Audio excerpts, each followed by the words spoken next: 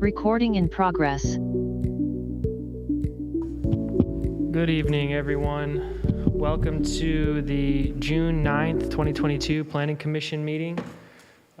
This meeting is being conducted consistent with Government Code Section 54953E. The Planning Commission meeting includes teleconference participation by all members. We are conducting this meeting using the Zoom platform, also obviously in person. It's really good to see all of you here tonight. And we're broadcasting this on Comcast Channel 15 as well as the City YouTube channel.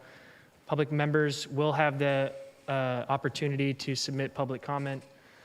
And we've received a document or a public records of documents received after published agenda. So with that opening, we will take roll. Ms. Matakanch, can you please take roll? Good evening. Commissioner Stevens? Present. Commissioner Goldstein? Present. Commissioner Ali Sullivan? Good evening, present. Commissioner Bonilla? Absent. I do not see Commissioner Bonilla. Commissioner Roach? Here. Commissioner Lowe? Here. Chair Okenda? I'm here. Thanks. Thank you. Okay. With that, looks like we have quorum, obviously. We're going to move directly into public comment. This is comment not on the, items not on the agenda. The public comment section provides an opportunity for the public to address the Planning Commission. Again, on items not listed on the agenda, we welcome comments and requested speakers. Please make their remarks in a respectful manner. If you are wishing to speak on an item not on the agenda, please, if you're on the Zoom platform, raise your hand. Obviously, if you're in person, sign up card. Let's see, we got a couple hands, and I just want to clarify for people who are raising their hand on Zoom. Yeah. This is for items not on the agenda. So if you have some other issue not related to the development that's on the agenda, we should then raise your hand.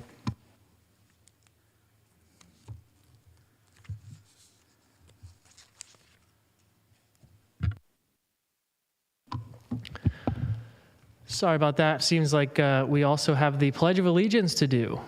So if you all could please stand for the flag that we have over here.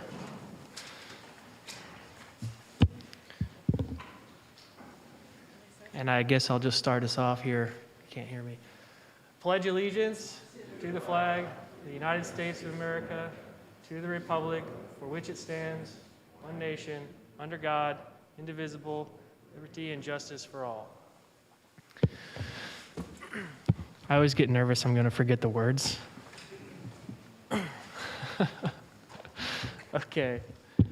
Okay, now, Ms. Matakanch, do we have any, are you prepared, or do we have any public comment speakers at this moment? We do have one Zoom participant raising his hand. Okay, I see Jose Medina. Okay.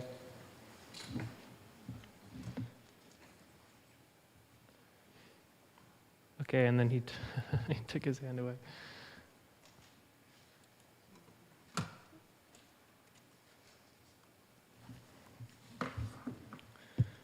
All right, I see no more hands. I don't see anyone either. Okay, all right, and looks like we can just move on then. So we'll close the public comment, and we will go ahead and move on to the first item. The first item on the agenda tonight, and the only item really, is the proposed mixed-use development of 314 rental apartments, including 19 units affordable to very low and low-income households, 7,100 square feet of ground floor retail space, and related site and frontage improvements at 22330 Main Street. requiring an addendum of a mitigated negative declaration with mitigation monitoring and reporting program and approval of a major site plan review, administrative use permit, and density bonus application. We have the applicant here and staff. I'd like to get a presentation from staff, like I always do, which is my favorite. Thank you. Good evening, commissioners and members of the public. My name is Jeremy Lukirko. I am the Planning Manager and Development Services Department. Going to present to you tonight the Maple and Main project, which is back looking for new entitlements. Before we get into that, I'll just briefly talk about some of the project background from the original entitlement. So the project itself was the original Maple and Main project was originally entitled back in February of 2017. At the time, the project required a conditional use permit along with site plan review, a mitigated negative declaration with mitigation and monitoring reporting program. At the time, there was about 240 units of residential housing, 5,500 square feet of retail, and there was an existing 4-story medical office building, about 47,000 square feet, that was proposed to get renovated. After that project fell through and the potential tenant for that medical office building did not sign any leases, the medical office building turned into a code enforcement issue and was eventually demolished in 2019 following the project site going into receivership by the city. Following that, the downtown specific plan and development code, along with the environmental impact report for that specific plan, was adopted in 2019. And then shortly thereafter, the following year, a new project submittal for the updated Maple and Main project was submitted in September. And with the adoption of the new downtown code, the entitlements had changed to require major site plan review, administrative use permit. And as part of this new project, we analyzed that for CEQA purposes versus the previously analyzed initial study and mitigated negative declaration. In March of this year, the applicant submitted a density bonus request having met the density bonus requirements that have exceeded our affordable housing requirements, and I'll get to that in a minute. So what we're looking for Planning Commission consideration this evening, major site plan review, and that's required for all sites in the downtown that's over 3 acres, and that's specific to this site. Administrative use permit is required for commercial spaces that are less than 10,000 square feet in size. And as part of that density bonus application that I just referenced, the applicant's looking for 1 concession from the commercial ceiling height requirement and 1 waiver from the line building width requirement in the downtown code. In addition, as I mentioned, approval of the addendum to the ISMND with the mitigation monitoring and reporting program. So now we'll get into the project summary. It is almost a 4-acre site that is currently developed. It has 2 parcels. Most of the site is vacant. There's a couple of outliers. There's a parking lot there that hasn't been used. The proposal is to develop 1 5-story residential building and another 4-story mixed-use building with commercial on the ground floor. The residential units in total will be about 314, and that will include a mix of studio 1, 2, and 3 bedroom floor plans. Each unit will contain kitchen, laundry, storage area, and balconies consistent with our requirements. They're also providing several public amenities, including a spa, a pool, a barbecue area, fitness center, and a clubhouse. And in addition to that, they're proposing 24,000 square feet of private and public open space, which does exceed the downtown specific plan requirements. As part of the project, the applicant is proposing to restrict 19 units as affordable, and 16 of those would be dedicated for very low-income households. 3 would be dedicated for very low households, which exceeds the affordable housing requirements. They've increased the size of the amount of commercial square footage on the ground floor from 5,500 up to 7,100, and they're also including a parking garage with a couple of surface parking spaces that will include about 422 parking spaces. That will also include ADA spaces, EV charging, bicycle spaces, and motorcycle spaces. In terms of the other project components, the project will require some tree removals and mitigation for those trees. In addition, to replace those trees, 77 new trees are being proposed, along with nearly 600 new shrubs, ground, and vine covers. There are also going to be numerous signage and frontage improvements, including site lighting, landscaping, and bioretention areas, new bike lanes along McKeever Avenue, a Class 4 bike facility on Main Street, new curb, gutter, and sidewalk along the street frontages. And as part of this project, the applicant is proposing to incorporate and implement a parking management plan as well as a transportation demand management plan. So here's the existing site. As I mentioned, it's roughly 4 acres. It's pretty large. You can see kind of in the middle of the photograph here. It's surrounded, the site previously housed the medical office building, which had been demolished. It is surrounded generally by other commercial uses as well as single-family and multifamily uses. And it is bound by McKeever, Main Street, Maple Court, and then A Street. The site plan that you have in front of you shows the general location of the 2 project buildings, which are separated by a common shared driveway which connects McKeever Avenue and Maple Court. Access to the primary parking garage is provided through a one-way large ingress-egress, which is accessed on Main Street. That is largely unchanged from the original project that was approved. And although, as I mentioned before, the downtown code does not require projects provide open space for a common area, the applicant is proposing nearly 24,000 square feet of shared and private open space through 2 large landscape courtyards, which will house much of the amenities, as well as several seating and lounge areas around the site. In addition to that, the areas shown in orange on the site plan reflect the leasing office, the on-site gymnasium, the clubhouse, and the community room where the residents can enjoy. And in addition, the purple spaces that you show on here are the proposed commercial locations, which were relocated to the corner of McKeever and Maple Court to not only provide greater visibility to the commercial tenants, but provide a little bit more land use consistency from the other uses across the street on Maple Court. The blue dotted line, which you can barely see here, is the project pedestrian routes around the site. And the new accessible pathways will also result in improved pedestrian access around the site through the construction of those new sidewalks. And as I mentioned before, the project will also include site lighting, landscaping, and sidewalks. The unit floor plans, you can see, I have this up here for representative purposes as it's highlighted in the project plan. There are a variety of unit types that are included for this project. 17 different floor plans that encompass studio 1, 2, and 3 bedroom units, 27 unit studios, 126 one bedrooms, 128 2 bedrooms, and 23 3 bedroom units. And they range in size generally from about 567 square feet to about 1,230 square feet. As I mentioned before, all of the units will contain a washer and dryer, have their own storage area.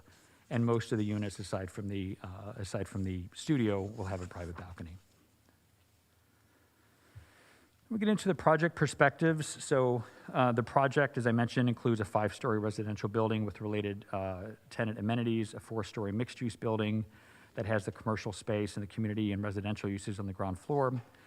The project architect, when they were originally designing this, also was very thoughtful about incorporating and hiding the multi-level parking garage behind some of those residential units to help shield the structure and the mass of that garage. They've also incorporated a couple of common courtyard areas and pool near the center of the project site, and that will help create and enhance privacy for the residents.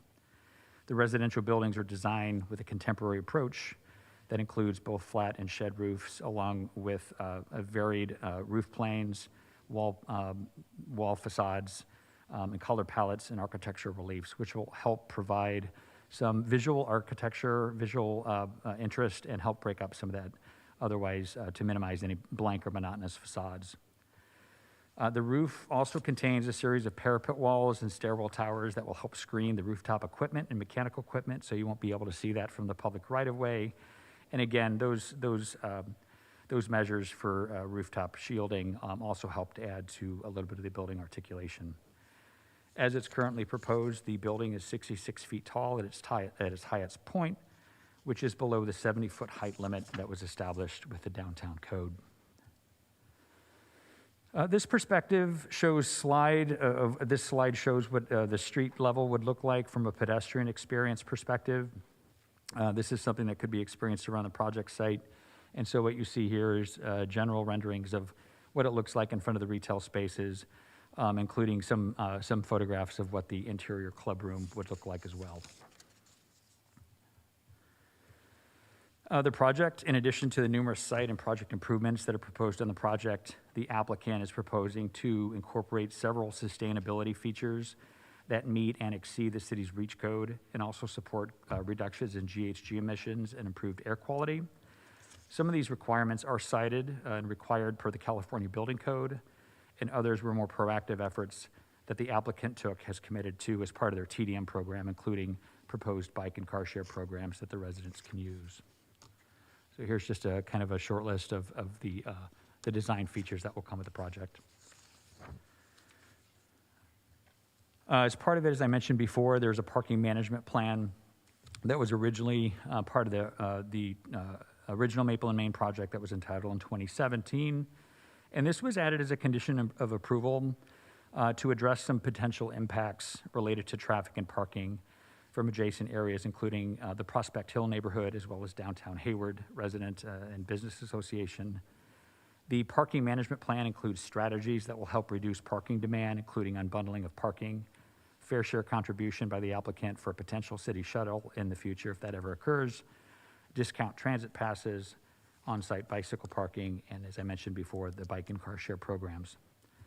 In 2020, Farron Piers was hired to develop site-specific recommendations for the implementation of this parking management plan, which was included in conjunction with the TDM plan. And the idea behind that is that they really wanted to make sure that vehicle trips for this project were reduced by 20%. And that was all part of the environmental analysis that was done when the original Maple and Main project was approved in 2017. In early 2021, Farron Piers went out and they conducted a site visit did several occupancy surveys of existing parking to capture what the typical peak demand would be. And as part of this, the applicant would be required in order to implement the parking management plan, frequent and regular parking surveys. And that would be required within a 6-block radius of the project site to help monitor and maintain occupancy levels of those on-street parking spaces.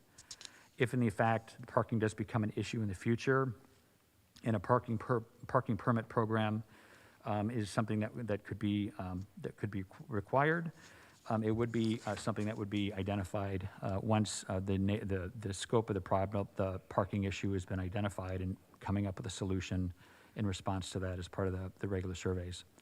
If a parking program is expanded to include this area, the applicant has agreed to contribute up to $25,000 towards administration enforcement of the program, which does represent a fair share contribution towards supporting the program itself. And just as a note of reference, a similar condition of approval was added to the Lincoln Landing project, which also represented their fair share contribution if and when a parking program is warranted. As I mentioned before, the project is also required as part of their environmental analysis to implement a transportation demand management plan. And in general, while most TDM plans are dependent on many variables, what was interesting about this one is that providing support multimodal transportation is not only critical to reducing vehicle trips, but it will also, as I mentioned, improve air quality and reduce GHG emissions. In general, a TDM program is really intended to it's really defined out of a set of strategies that will it's aimed at maximizing travelers' different choices for a resident. Traditionally, TDM programs have been used to reduce traffic trips, vehicle miles traveled, or LOS, which would be level of service. But they also have been used in many projects around the country and in California as a way to help mitigate some air quality issues by allowing people to get out of their car and look for more multimodal transportation options. So as part of this, Farron Piers, who prepared the parking management plan, also prepared a preliminary transportation demand management plan that was really intended to reduce the VMT, vehicle miles traveled for this project, by 20%.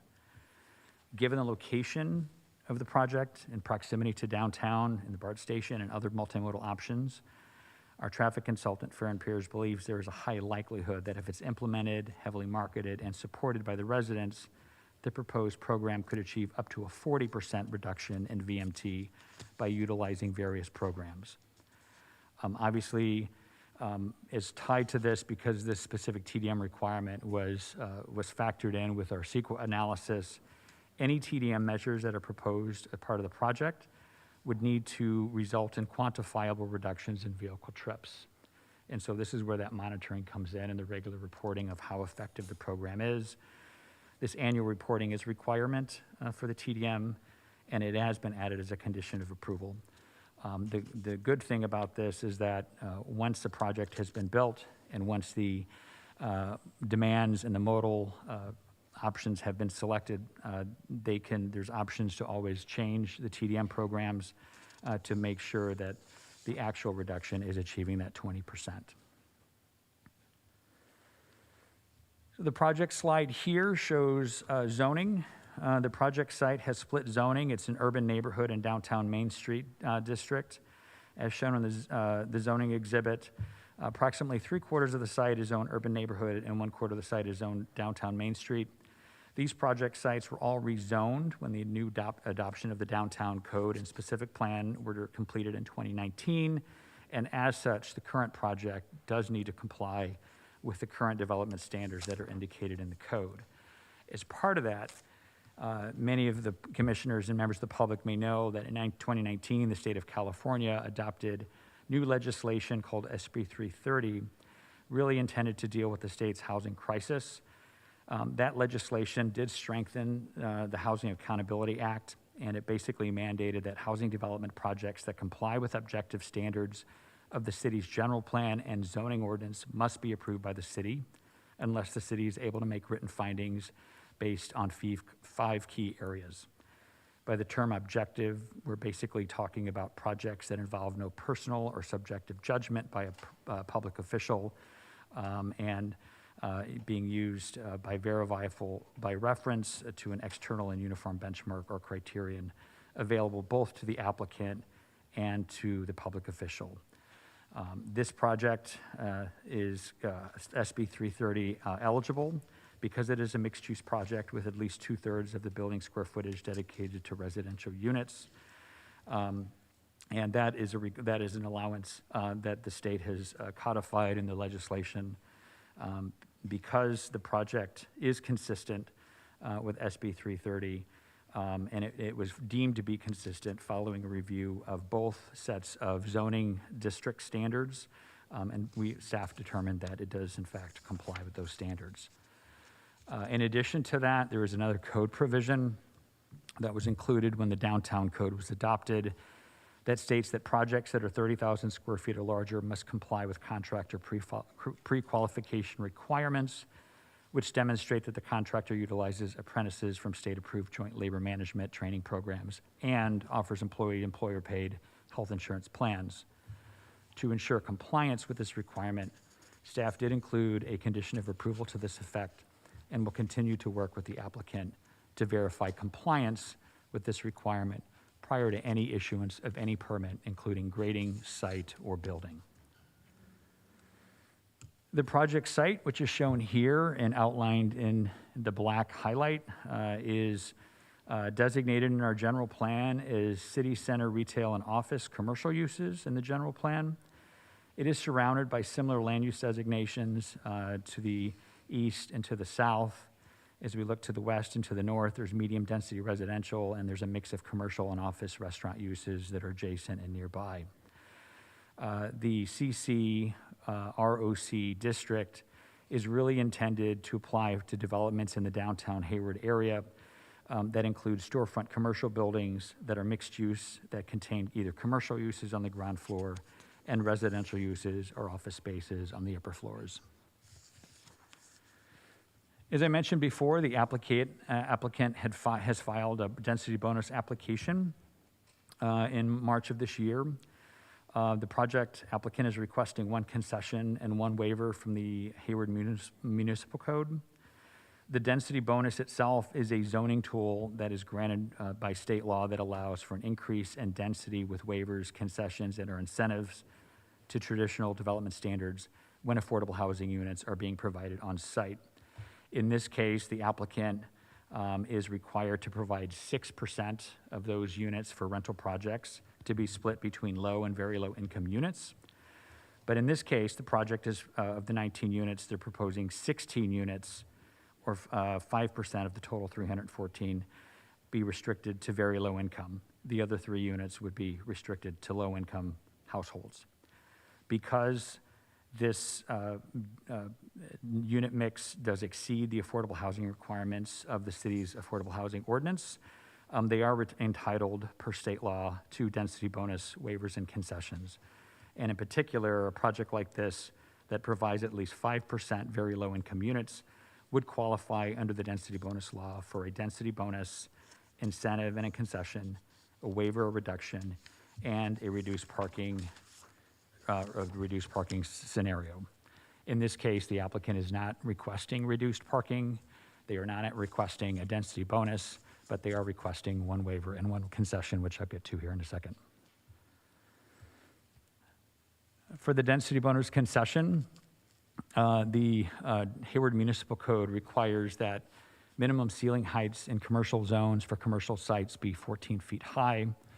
And as noted in the density bonus application, which was included in the packet, the project does exceed the standard at certain locations around the site, but a majority of it does not exceed that does not meet that 14-foot requirement due to a sloping grade at the corner of the project site. The applicant believes that extending the ceiling line of McKeever, Maine would require a loss of market rate residential units above these spaces, which would result in identifiable and substantial loss of revenue, which is in fact needed to help subsidize the units itself. Alternately, if you raise the building by 2 feet 4 inches to meet the retail height requirement, then the retail spaces would require structural steel, lateral bracing elements throughout the first floor, which would be very cost prohibitive and would result in a substantial burden, to help offset the cost of the affordable units. And these are the location. This is kind of the general location of where the retail is located. As I had pointed out before, it's in that 4-story component at the corner of Main and McKeever. And if you look at a different rendering here, you can see the proposed elevation for 12 feet and what it would look like if the building were being required to raise the ceiling height for that floor level to 14 feet. As part of the waiver, the Muni Code does require that the exterior of the building be limited to 320 feet. The proposed building of this project is 350 feet, which exceeds the maximum allowed in width. The applicant believes that reducing the building width and breaking up the building into multiple structures would in fact result in a loss of residential units, and therefore compliance with this requirement would physically preclude the construction of those units, which would constitute a request and requirement would be eligible for a waiver. This is a graph showing the proposed width and depth of that building. As I had mentioned, it exceeds 320 feet, which would render it eligible. And if you had to break that building up into multiple buildings, you would in effect lose a couple of units. As referenced before, the project site is located in the downtown specific plan area. And for those that don't know, the downtown specific plan was adopted by the city in April of 2019. And it included the related development code, which did establish a new set of goals and policies for downtown Hayward, as well as it created new development regulations for the project site, which included redesignating and rezoning the parcels to urban neighborhood and downtown Main Street zoning. The plan itself is fairly large. It covers about 320 acres, bound by Grand Street, East Street, 3rd Street, and Hazel Avenue. And again, the intent of the downtown specific plan was intended to provide the city with a strategy to accommodate the community's vision of creating a safe, resilient, attractive, and vibrant historic downtown. A note just for the commission, the specific plan, when it was originally adopted, did call for infill development of significant infill development in downtown Hayward over the next 20 years and envisioned ultimately the construction of about 3,400 new housing units and nearly 2 million square feet of non-residential space dedicated to retail, hospitality, office, and education.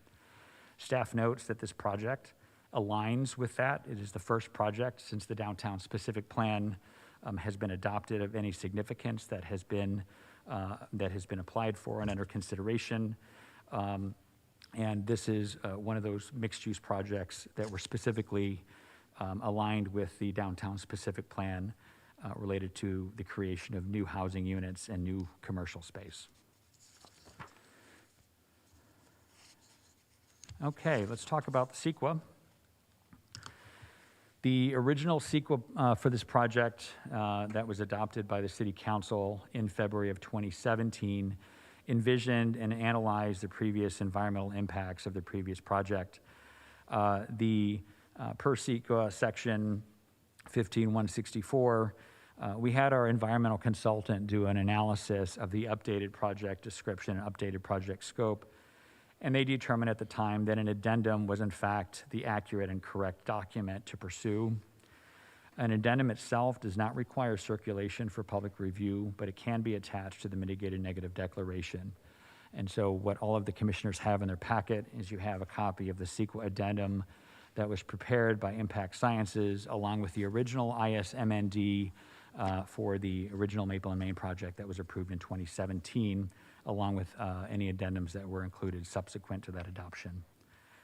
Staff has determined that no substantial change in the project or the information that was provided with the updated project would warrant additional review and analysis because there's not anticipated to be any additional environmental review following that analysis.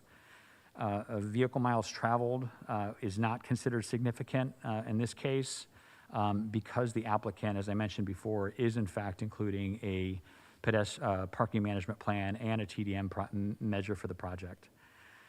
The adopted ISMND originally identified all potential impacts and mitigation measures that were required, and those mitigation measures that are necessary go back to air quality, biological resources, cultural resources, geology, hazmat, and noise. And as I mentioned before, after we've completed our review, staff has determined that the project does comply with the CEQA mitigation associated with the previous ISMND, and the proposed mitigation that's included with this updated project would reduce any potential impacts to a level of less than significant. Following the circulation of the project plans last week, we've been contacted by the applicant who have requested a couple of revisions to some of the conditions of approval. In particular, condition number 26, dealing with the dedication of parkland. The applicant is requesting to add some additional language after consultation with the Prospect Hill neighborhood and in keeping with the intent of the original condition that was approved back in 2017 to support the assumption of those fees could be used to improve a city-owned parcel at the corner of Hazel and Main Street, which is currently being used as a community garden for property that is owned by the city. The second revision that was proposed by the applicant after consultation with the Prospect Hill neighborhood is to add additional language in condition number 81, which is to propose a on-site private dog walk along the project site. If one's able to be determined, such location and design would be subject to review and approval of the Director of Planning. So staff has reviewed that. We're generally okay with that condition as well. And then a final little cleanup item, and this was to help to avoid any discrepancies between previous conditions, and that is to strike one sentence from condition number 141, which requires that each unit have its own individual domestic water meter. The reason this is being eliminated is because the city has previously discussed with the applicant the ability for that project to include one master meter with several sub-meters, and so that each unit will not have to be independently have their own meter, but they will rely on the master meter and the sub-meters for the building. So with that, staff does recommend the Planning Commission approve the project as conditioned and modified per the conditions just presented for the major site plan review application, the administrative use permit, the density bonus, and the addendum to the mitigated negative declaration. The project is subject to a 10-day appeal period. And as I just wanted to note, we have received several letters of support. We also received a letter from Adams Broadwell related to the labor agreement requirement or the labor portion requirement in the downtown code. And I think you both, the commissioners, have copies of those in their packet and entered into the record. With that, I am able to answer any questions. I will also say that we have our environmental consultant online if there's any questions related to CEQA. The applicant also has a presentation that they would like to give to the commission, barring their approval. Thank you so much, Mr. Lachurko. I'd love to hear the applicant's presentation. Yeah. Please, we can get that set up. I mean, I don't know if I have that authority, but.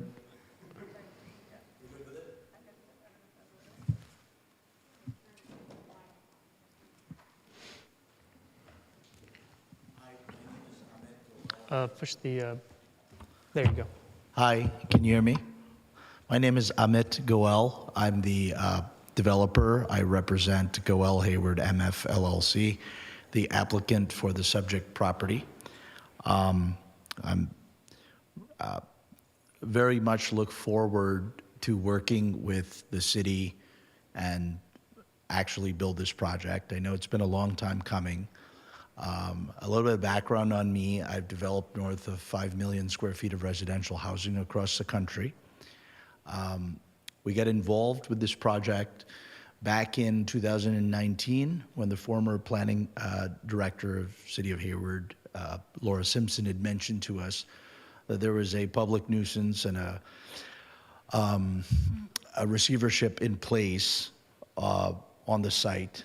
And we worked with the receiver. We removed the dilapidated property that was a health and safety hazard.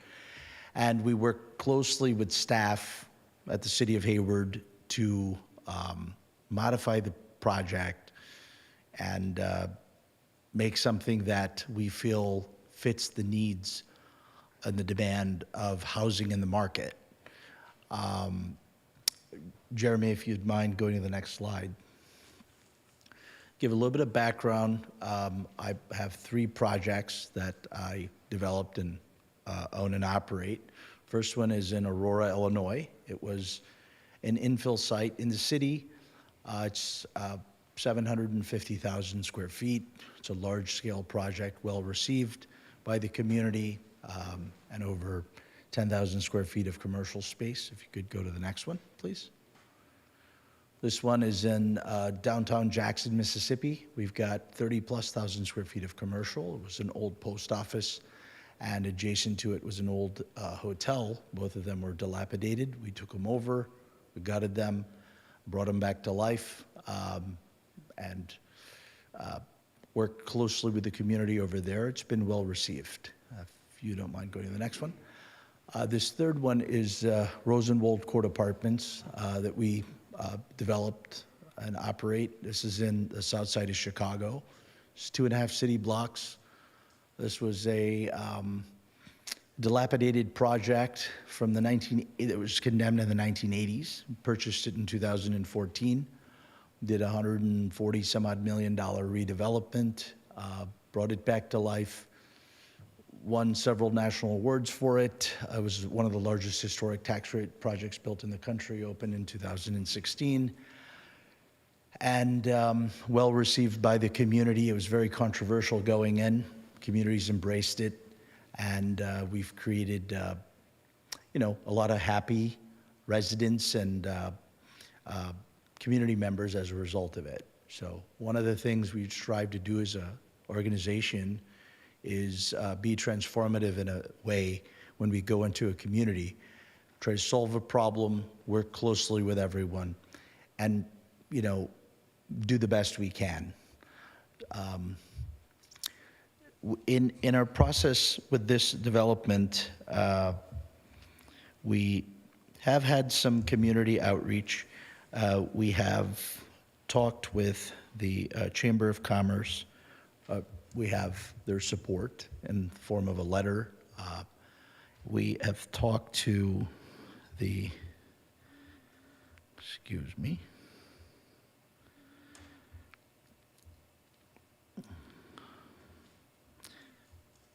Hayward Downtown Improvement Association. We also have a letter of support on hand from them.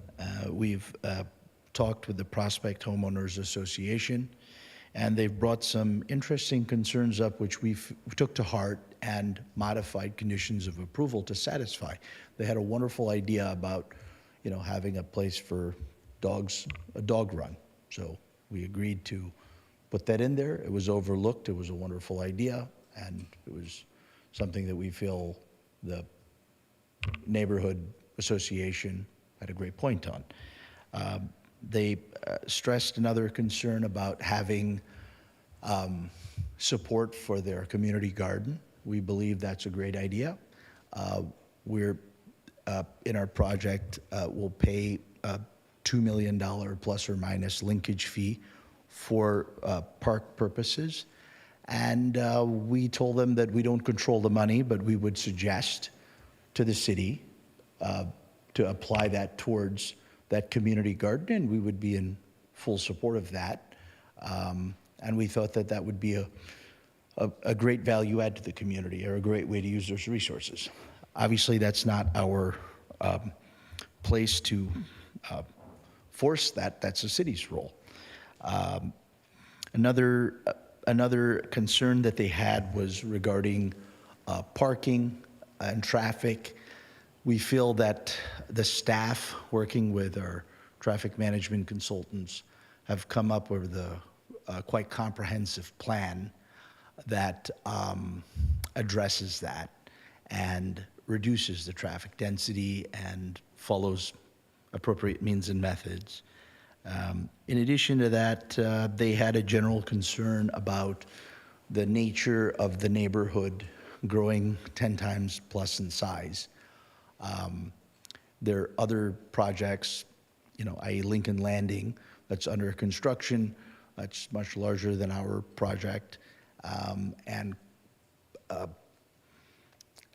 not something that we really know how to address, because we feel that this being a transit-oriented site and where the city is needing more housing and more affordable housing, this addresses a need that serves a public interest.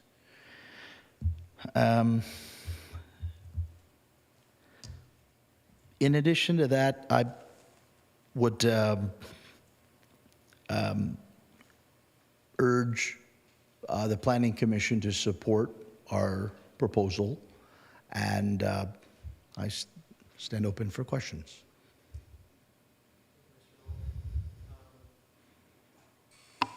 Oh, thank you. Okay, well, with that, we will go ahead and move into commissioner questions. And I need to open this up and see what we got here. I do want to start us off on a question that I have for staff, just because we've talked about this before, and I want to say, I guess, for the record, that I've had conversations with the sprinkler fitters reps and some other folks, and we've talked to staff as well about an issue regarding one of the conditions of approval. And I wanted to ask about that kind of right off the front, right off the back. I know you had it in your presentation. Mr. LaCherco had it in his presentation about that condition of approval. But I wanted to ask specifically, have you come to any kind of agreement with the union at this point, or representatives of the? Could you ask that again, please? Have you come to any project labor agreement or have anything like that for this project? We do not have a project labor agreement. The downtown ordinance requires condition 14, which was applied, which we've agreed to, and we have had multiple conversations, many conversations with the various unions, MEP unions and whatnot, and we fully intend to have that condition met prior to pulling a building permit. Okay. Has there been any other developments since you spoke to commissioners about just the general issue? Mr. LaCherco? Could you, I couldn't hear you because of the, I'm sorry, go ahead. Can you speak up a Sorry, little this bit? is, have there been any other developments on this issue related to health insurance for apprenticeships and building this project? Is there anything? Have there been any other projects that have been that have had this requirement added to them? I'm sorry.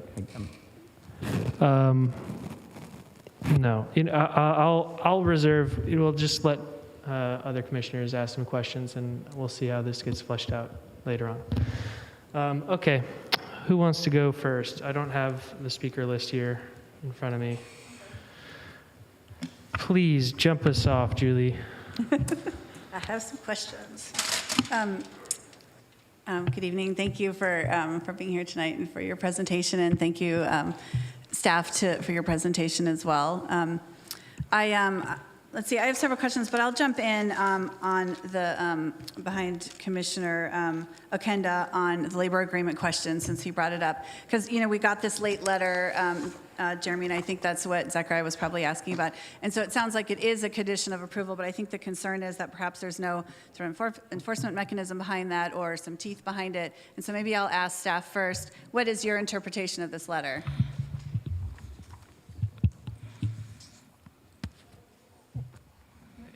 If your question is whether or not there's an enforcement mechanism for approval of for the Yeah, and in compliance with the general, condition, addressing the concerns in the letter so we can understand. Yeah, well, the condition is drafted specifies that compliance would have to be, they'd have to comply with the condition prior to applying for any site grading or building permit.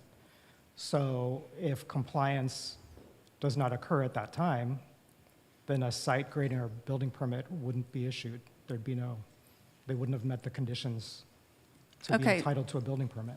All right, so as far as you're concerned, then, the concern in here is, it is a condition of approval that is met, that condition is met, and that there's enforcement behind that.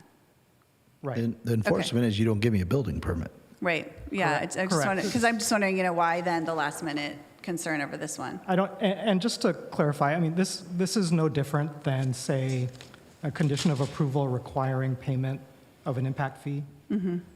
They're required to pay it Okay. prior to pulling building permits or prior to getting a certificate of occupancy. If that's not done, Okay, then they don't get a building permit or they don't get a certificate of occupancy. Okay. It's no different. okay.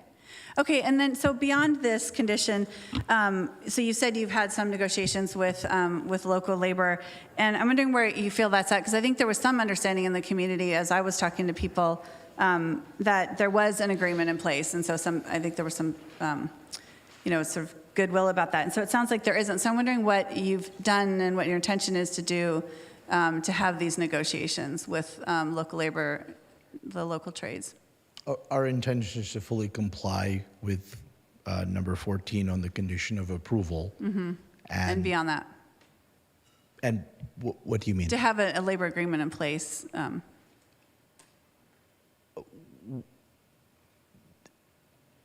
We intend to comply with number 14, with a condition of approval, which we've gone back and forth with staff, work closely with them. We've had a lot of conversations with labor, and I guess I don't know how else to answer that. Okay. Yeah, okay, I mean, just, I think, it's, well, anyway, I can give my opinion on that later. I just wanted to ask where you came down on that. Yeah, because we'll talk later about the, what impact that might have on the decision. Okay, so let me go back to some of my other questions on parking and traffic. So there's a condition that says there'll be unbundled parking, and I'm wondering, is that when the occupancy gets to 75%, Jeremy, does that come into play? Or is that an automatic thing? When people sign up to live there, they have an unbundled parking lease option? I believe that the parking is unbundled from day one. Yeah, there's two components. There's a parking management plan, which specifically deals with opportunities to reduce parking demand, and one of those things, the applicants trigger the threshold to have a fully implemented parking management plan is at 75% of building occupancy, but the plan needs to be reviewed and approved before the building starts leasing up.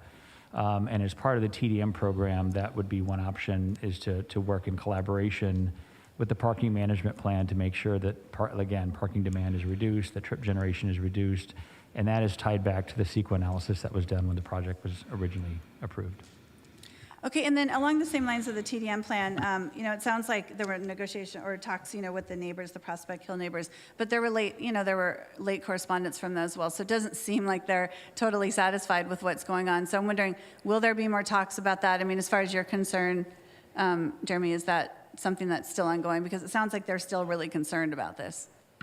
Well, in terms of the parking, well, Yeah, these and the congestion, the on-street parking. Yeah, these community conversations started back in 2017 when the original Maple and Main project was proposed, and as a solution to deal with parking reduction and trip reduction and reducing parking demand. That was one of the conditions of approval that was applied back in 2017. This project is proposing to do the same exact thing. It's proposing to implement the same strategies that the original project was required to implement in 2017, which is a good thing because ultimately, even though the project components have changed and there's more residential units, there's also not an office building there that it would generate potential day trips. And so most of the parking demand issues that we typically deal with in the city occur at nighttime. And so that's why enforcement and a parking permit program, in the event that parking does become an issue, there are contingency plans and conditions of approval that were codified in the proposed draft conditions that would require regular studies once the building gets to a certain point. And again, this isn't only applicable to impact this project. This would also be a very similar kind of threshold that could be developed in conjunction with Lincoln Landing, which also had that same requirement. Yeah, and I know they're concerned about that, and it's not, necessarily the applicant's fault that there's two projects that are really going to impact their neighborhood, so I understand the concern. And then, the Fair and Pair study said that, that would then trigger the TDM plan, and they would get, there was an example where it said a 40% VMT reduction, and then 20%. And I'm wondering, is there any data to back that up, that these TDM plans can reduce it by that much? That just seems like a lot. So there's a representative from Fair and Peers that is available to answer that question, and they could probably provide some more quantifiable data. Good evening. This is Nick Clayton, Project Management Advisors. Thank you, Commissioners, for your time. We have Robert Reese on the call, who is with Fair and Peers and could probably speak to that specific question. Robert, if you would. Yeah, thank you. I'm Rob Reese with Fair and Pierce, and I was involved in preparing these studies that were attached to the application package that you all received tonight. The TDM elements are actually, there is substantiation with the TDM measures. There's a CAPCOA, and I'm just trying to get the acronym for CAPCOLA. It's the California Air Pollution Control Board. I've got the name slightly off, but it's all of the air quality agencies in the state of California, and they undertook a research study to identify the effectiveness of individual TDM measures. And so in the TDM memo that is a part of your attachments, we have a summary of the estimated vehicle trip reduction associated with the TDM measures, each one, and those come out of the CAPCOA document, which is the research on the effectiveness of TDM measures. So there is some data that supports the analysis that's in the memo. Okay, thank you. I mean, I can't solve that tonight, but it just in general, we've talked about TDM plans before and what their effectiveness is. So, it'd be nice, maybe in the future, that we get some information how they're working in Hayward. Yeah, we don't have a lot of the TDM programs that we have are specifically tied to air quality mitigation measures, and that's primarily why many of those have been adopted. The city's most recent approach at embracing TDM happened a couple years ago when we were required by the state to change how we evaluate CEQA impacts for traffic and transportation, going from an LOS-based system to a vehicle miles traveled system. And as part of that, one of the things that Alameda County did in conjunction with other Bay Area counties is they adopted a regional approach at TDM programs that were replicated in Southern California in the Sandag region, which is San Diego area. And there are some very specific quantifiable options that applicants can choose from in order to be able to meet that threshold. And that's not only specific to this project, but any project that has to mitigate VMT, vehicle trips reductions, have the option to go to this Alameda County Transportation Commission. They're working on a toolkit or a toolbox that actually offers a suite of different TDM measures. Not everyone's going to work for every project. Obviously, it's very specific to location and kind of the end user. But they have developed what I would consider to be like a cafeteria plan to allow applicants to pick which ones are going to be the most effective. So there are multiple options: car share, bike share. Those are all things that work. We had talked about before. One of the biggest bangs would be in the event that the city decides to launch a shuttle program. Those are usually pretty successful, and the applicant has that as an option if they decide that that could help them achieve and reach that TDM requirement, that reduction requirement. So these are all options that are available, and obviously we won't know until the program gets up and running, until we require regular reporting and evaluation and auditing to make sure whether they're successful.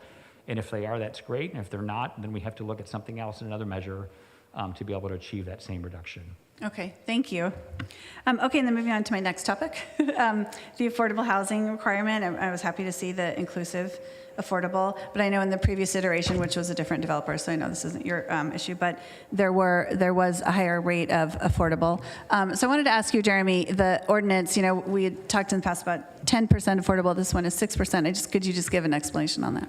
Yeah, so 10% affordability requirements is really tied to for sale units, market rate for sale units. That is the requirement for rental units. It is 6%, and that is reflected in the affordable housing plan. And again, applicants, depending on how they're proposing to comply with that, can go in with the bare minimum, or they can, in this case, as the applicant has chosen to do, go at deeper levels of affordability than what our ordinance requires. And by exceeding the ordinance requirements, it would qualify them for state density bonus provisions that would kick in and allow them additional concessions and waivers and incentives to be able to provide those units at deeper levels of affordability. So that is the mere difference, is that our affordable housing ordinance does require 10% for market rate units for sale and 6% for rental. Okay. Before I moved on, I forgot to mention earlier, I wanted to disclose that I did speak with the applicant before the meeting tonight. I also spoke with Vince Gray of the sheet metal workers and with Kim Huggett with the chamber. So just wanted to disclose that ahead of time. Well, it's not ahead of time now. I'm disclosing it now. Okay, and then the other thing, the last thing, and please indulge me, my fellow commissioners, I'll wrap it up. Public benefits. I was glad to see the dog park was added in. That was great. I didn't see that in the original conditions of approval that we saw.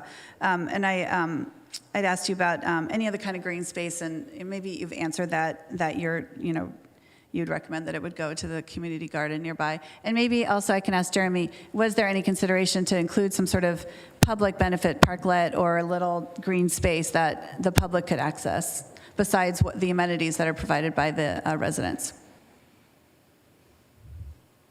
Jeremy, is that, sorry. I'm sorry, say that again. That was there any discussions with staff about having some included green space nearby, because there isn't much nearby, and this is a lot of residents between Lincoln Landing and now this development. There's no little parklet, and presumably families will be living there. Yeah, so when we updated updated and adopted the downtown specific plan, those were all part of community conversations that were had at the time, and it was determined through a multi-year, many public outreach meetings, many community meetings, having some very specific discussions about how we wanted our downtown and this urban framework to look. When we adopted the downtown code, it went from the old style like zoning ordinance to more of a form base, so it was really more dealing with building form, and pedestrian interaction. And one of the things that was eliminated when we adopted the new downtown specific plan and related code was the elimination of an common open space requirement. And it was thought at the time that in order to be able to achieve more residential units and to build out a full potential and have a full maximization of the space down here, that there could be multiple ways to do it, but requiring that set aside common space be dedicated was something that was removed as part of those project requirements.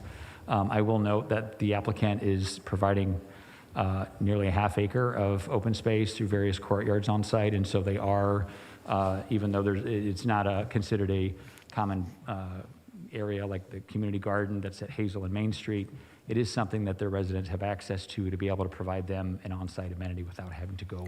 1/8 of the site. Yeah, and I think the dog run helps so that neighbors don't have to worry about their property getting, peed on. I'll just ask one more question about the trees. There was a letter from the community about the old trees that are on there. And it is, asking that they be saved. And it is sort of a shame there are these great old redwoods there. So just wondering, have you considered keeping some of those? I know it's not in the plan, but did you see that letter and what is your response to that? Yeah, I think our arborist is available who can address that. Is that correct, Nicholas? Yeah, Amit, this is Nicholas with PMA again. Yeah, we have Miss Daria Barar from Hort Science Bartlett, who is our arborist on the line. I think she's best to answer this question. Good evening, commissioners. My name is Daria Barar. I'm an arborist with Hort Science Bartlett Consulting. And after, I didn't prepare this report in particular, but after reviewing all of the materials and all of the information on the site, the applicant team at the moment is indicating that they will actually be relocating tree number 1 and the removal of several trees, street trees that were mentioned in the letter. The reason for removal is actually based somewhat on the condition of the trees as well as the impacts from replacement of sidewalk. So I don't know if you visited the site, but several of the trees in the right-of-way have actually lifted the sidewalk quite egregiously, and replacement of sidewalk may require an intense amount of root pruning in order to get sidewalk back in that area. The applicant has put into place a sort of streetscape plan there with a more appropriate tree species, as well as irrigation and mulch and much better growing conditions for the new trees that will be planted. So based on the condition of the trees and the sidewalk replacement that's needed, I think that is probably the best way to go in terms of removal and replacement of the trees in the right of way. The applicant team has also worked to try to preserve the trees that are adjacent to the property, but their trees that are in the center of the site are a little bit difficult to work around. I hope that answers your question. Yeah, thank you. I just wanted to be responsive to the neighborhood about that, and just having seen the site and seen the trees. Thank you. I'm going to reserve the rest of my my comments for the comment period. Thank you, Chair. Thank you, Commissioner Roche. We're going to go to now Commissioner Lowe. Thank you, Chair. And thank you, applicant, for being here, and thank you, Jeremy. Thank you for having me. So my question is for staff. I understand that the way that the developer has met and exceeded the affordable housing requirement is that typically the 6% would be divided equally among low and very low. Is that correct? That's correct. And because this developer is offering to offer more very low housing, that's how they're exceeding the requirement? That's correct. When we have had meetings in the past and we've looked at the charts and arena numbers, it appears that we actually are meeting our arena numbers for where we are in the process for very low housing, but we are not meeting it for moderate. And I noticed that over the several months that I've been on the Planning Commission, several people, including fellow commissioners have stated that even when you have what would seemingly be very good income, a lot of times it's very difficult to find housing in Hayward because we do have that severe lack of moderate level housing. So my question is, are we, by continuing to, and don't get me wrong, I'm all for very low housing, make sure we have very low housing for sure. We definitely know there's a need. But are we, by continuing to have project after project where I see that we are having low and very low, and it seems to me like a lot of the developers know that by throwing one more or two more very low housing in there, that seems to be the right thing to make us, to appease us. I'm wondering if we're leaving out a whole group of people who just aren't getting housing because they would be qualify for that moderate level of housing. Well, I understand your question. The affordable housing ordinance was adopted several years ago, and we're in the process of hiring a consultant to do a feasibility study to update that. So those are all good policy questions that will probably come before the Housing and Homeless Task Force as well as the City Council. When application is filed, one of the things that our housing division does is they look at the application and they make sure that the applicant is meeting the ordinance. And there's any number of ways to do that. What may work for one particular applicant may not work for another one financially or for a myriad of reasons. And so the ordinance was crafted to allow some sort of flexibility. And there's different requirements, like I said, if you have a for sale product versus a rental product, but there's any number of ways that you can achieve that. It may be that in the future update that maybe there are some change requirements related to the percentages associated with each each affordability type to be able to hit that target audience that you're referring to. And that's also, part of that's also combined with the displacement study that was also completed by the city. So these are all factors that I think are probably going to get weighed into new developments coming down the road once the new ordinance has been drafted and adopted. But at this stage, the project in its current state meets the affordable housing ordinance and actually exceeds it in order enough to be able to qualify for these density bonuses. We can't really dictate to the applicant what level of affordability they have to, as long as they're meeting and achieving the current adopted standard of the ordinance. Also, I have the same concerns that Commissioner Roche brought up about a public benefit. Besides having affordable housing that we need and housing in general that we need in our city, I am concerned about there not being enough of a public benefit. And so I'm wondering, has staff thought about asking for, I know we had one project where we asked for a donation as it relates to art in the city of Hayward, or some sort of beautification. And I know you said that this particular project does not require open space that's public, or those sorts of things.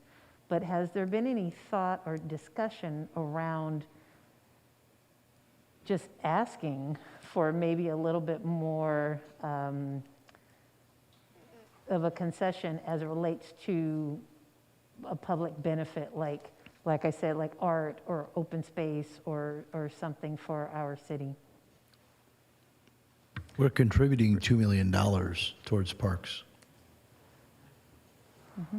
I was just going to say that one of the things that is also being committed to, and this was part of, again, in response to some of the neighborhood feedback when the original project, is that there is a community benefit related to the Native American tribe that had been added, the Ohlone tribe, and providing a plaque to commemorate this area for their service in their occupying of the community. So I think that is a community benefit in and of itself. The project is not required. I mean, we typically require a community benefit when a project is being asked to rezone to a plan development because that is deviating from an adopted community plan, our community zoning ordinance. For a project like this that is coming and meeting all the zoning criteria, there's really no nexus to require anything additional.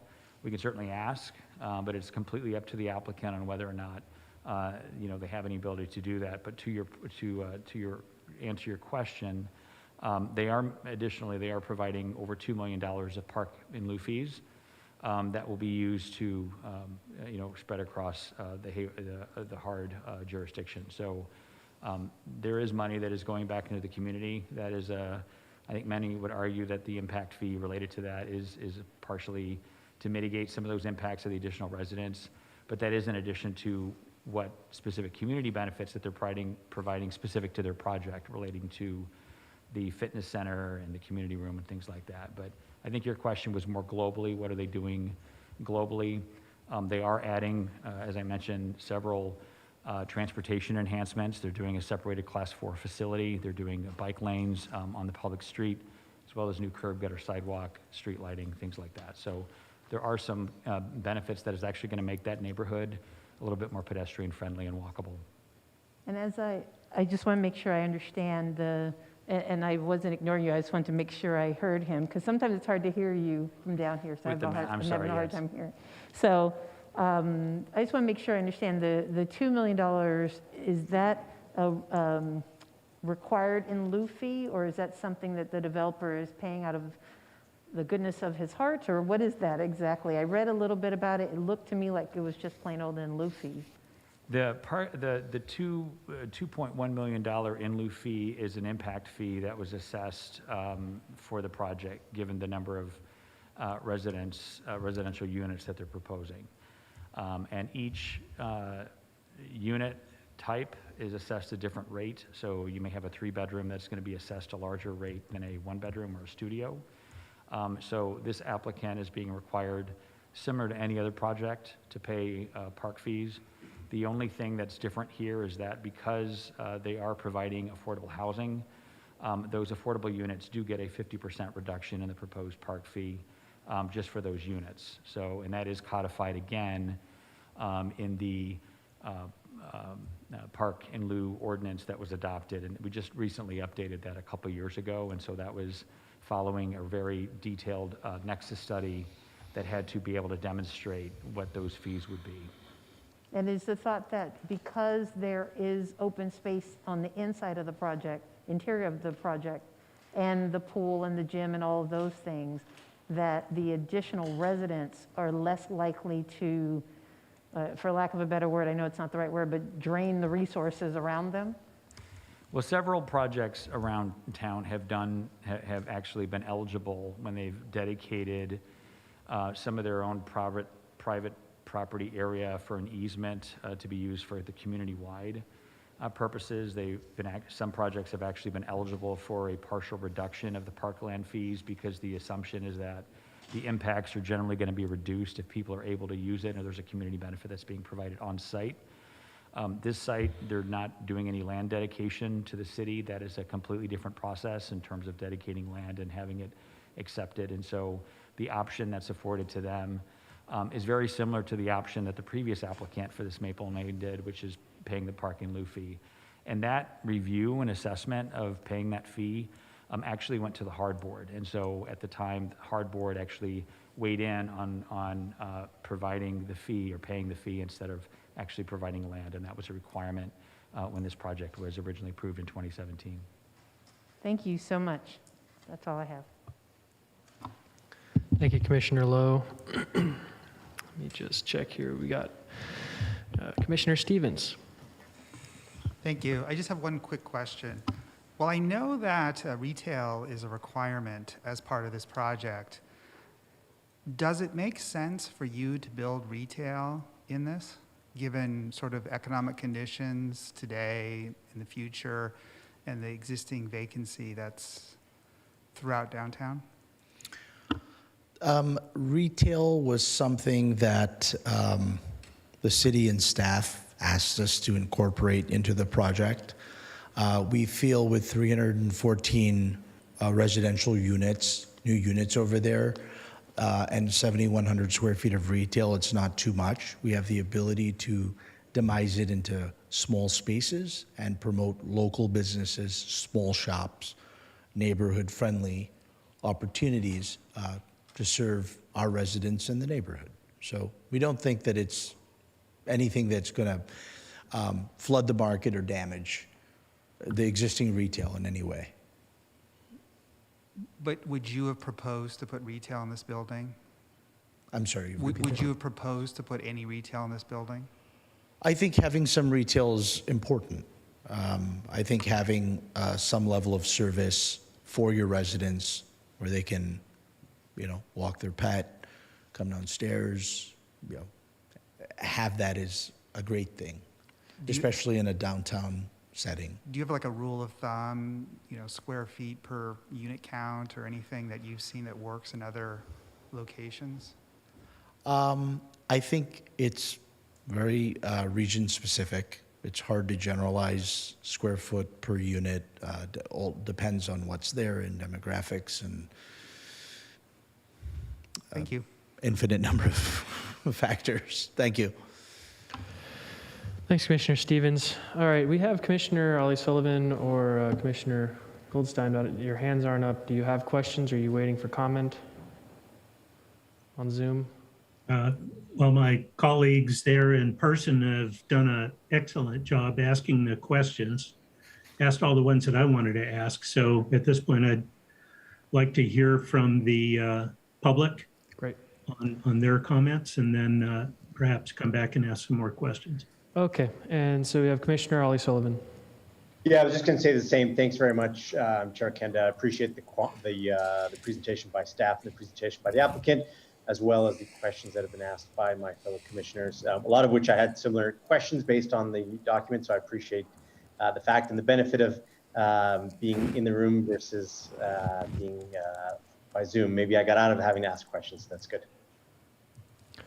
Okay, thank you, Commissioner Ollie Sullivan. I have a couple follow-up questions on what I started with earlier on, just about conditional approval 14. I'm just interested in how the city plans to ensure compliance with that. I know that was basically the question that Commissioner Roche was asking, but I didn't actually understand the answer. I'm trying to understand, so we have a clause basically codified that then the conditional approval is trying to enforce by adding this as a condition that includes employer-provided health care for workers in the development of the project. How does the city intend to enforce that condition? And has there been any discussions with the developer on what they actually will propose, what you actually propose to sort of do to meet the conditions? I mean, I'm only asking this question just out of respect for the submission of this letter that seems to claim that this is a problem and that there are questions about whether or not you're going to be able to comply with condition 14 and how you will do so. And I'm just curious about, if you have any answers at this point for what that would be. How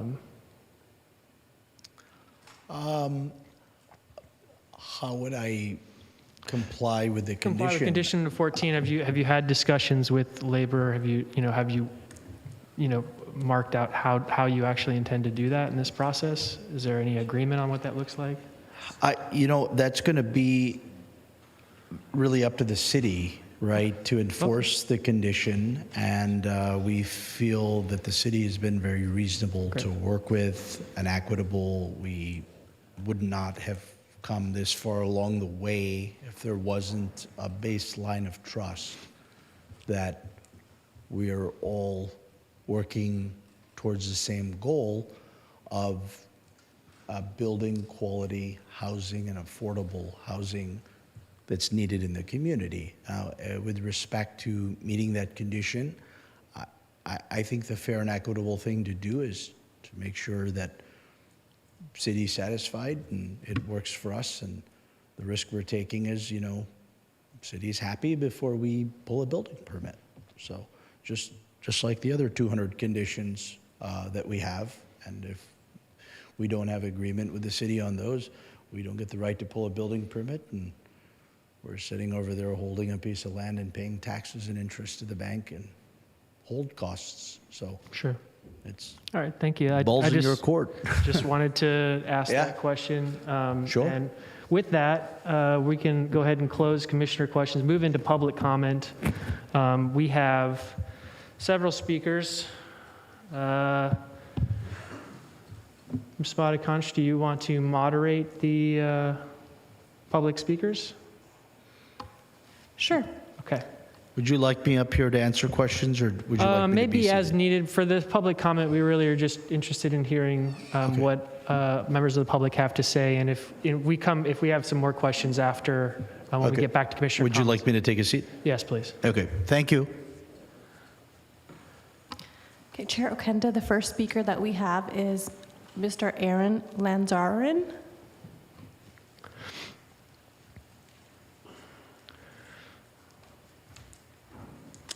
Good evening, Planning Commission. My name is Aaron Lanzarin. I'm a Hayward resident and have also grown up here most of my life.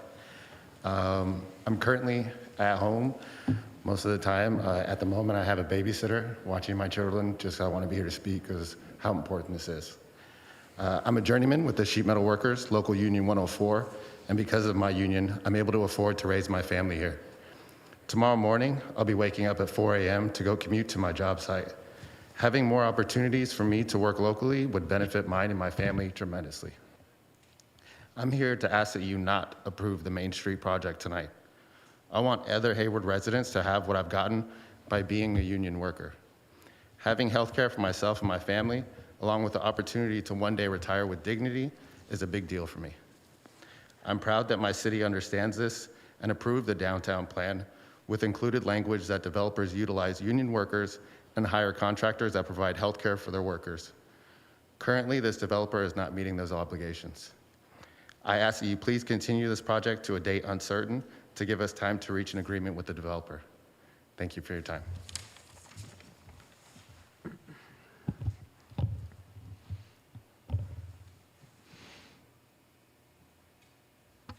The next speaker is Nathan Downs.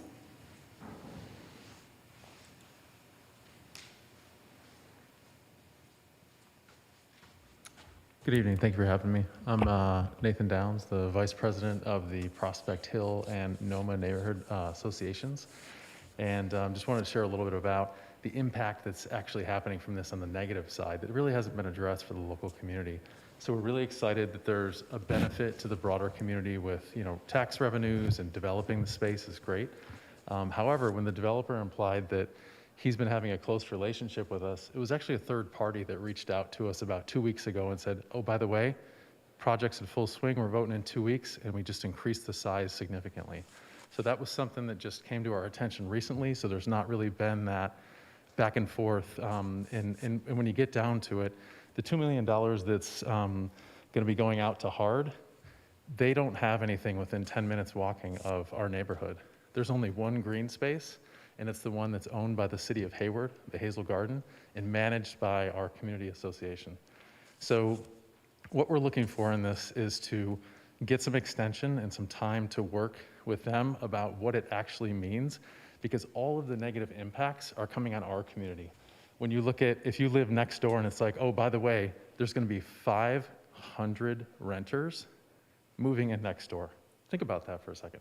Think about the noise, the traffic, the parking, the list goes on, and we have not had a voice in this process because we were reached out to in a very last-minute manner. So we're just looking for the time to sit down and talk about, if you really have the best interest of the community at hand, we need a voice in the process, and we need to show that you're actively interested, because donating $2 million, or not donating, $2 million that was required to be paid to HARD has nothing to do with the immediate impact on the citizens of our neighborhood. Thank you for your time.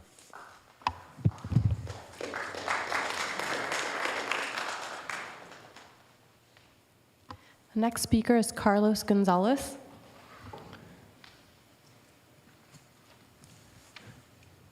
Thank you. And before you begin, I just want to make sure everybody's clear. Please address the chair and don't address other members in the audience.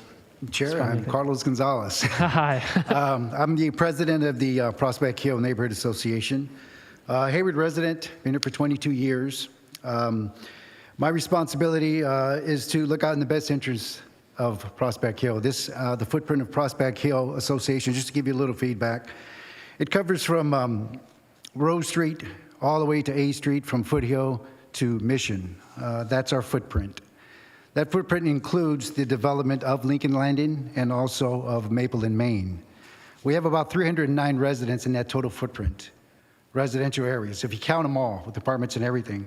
With the addition of Maple and Main and Lincoln Landing, which Maple and Main is approximately within 600 feet from Lincoln Landing.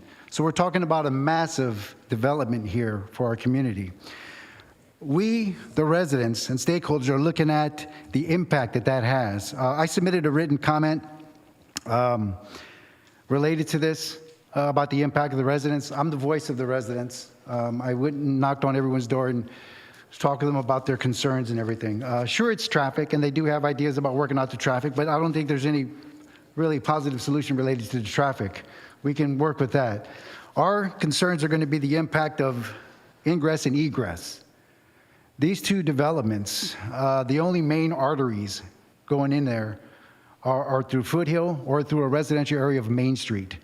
The vein traffic going into those communities are small city streets like Rose, Sunset, Simon, Hotel, and such. That's going to have just astronomical impacts in the residential community. I don't know if whatever study that has been done in related to the VTR, they said a 40% reduction. I don't know if that study was in consideration of both of the developments. I do know that they are going to conduct studies and everything and try to resolve those issues within a year or so. But we're going to be the canaries of this whole process during this study. We know there's going to be impact. Whatever studies have been done to saying that this is a good idea to go move forward, it's not accurate, because you got to consider Lincoln Landing's traffic, which is going to be 471 units, and then the 314 to Main and Maple. This is in my backyard. I live on Main Street. I'm a Main Street resident. I speak on behalf of the Main Street residents for them to look at the services, city services, work in conjunction with the developer. With this increase in volume of residents, we have to probably increase our not only green space, we got to also consider about police services, garbage, lights, maintenance and public works of all the areas. We got to consider that. That is something we're looking at. If we're going to have it, then we need to take care of it, and we need to make sure that it's able to be maintained. That's our concern. So I asked the board to consider it, and I thank you for item number 26, that they are contributing $2 million. It does go to HARD. We are not part of HARD, but we are the green space. And last, I know my time is up, but there is two separate lots across from Maple and Main. One that used to be a parking lot that serviced Bryman, and then the other, another vacant lot that's been there for quite a period of time. Perhaps the city should look into finding out if this can be a use with this project, or how it can assist with this mass increase of populated residents coming in. Thank you. Thank you very much. Thank you for your time. Yeah, thank you.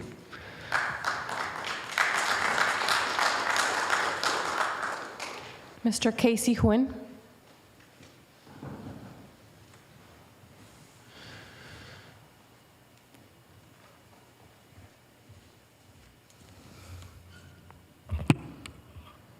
Good evening, Commissioners. My name is Casey Huynh, and I live here in Hayward. My wife and I bought our first home here in Hayward. We love living here, and we believe in nourishing the potentials of our home city. When we moved here and we read that Hayward was looking for volunteers to landscape the Five Flags area, we were there to help plant the trees and spread the barks. We also host a block party yearly on our block to help maintain and build the community. I'm an IBEW Local 595 journeyman electrician. Most developers who come into our town make the commitment to hire local construction workforce, pay family working wages, and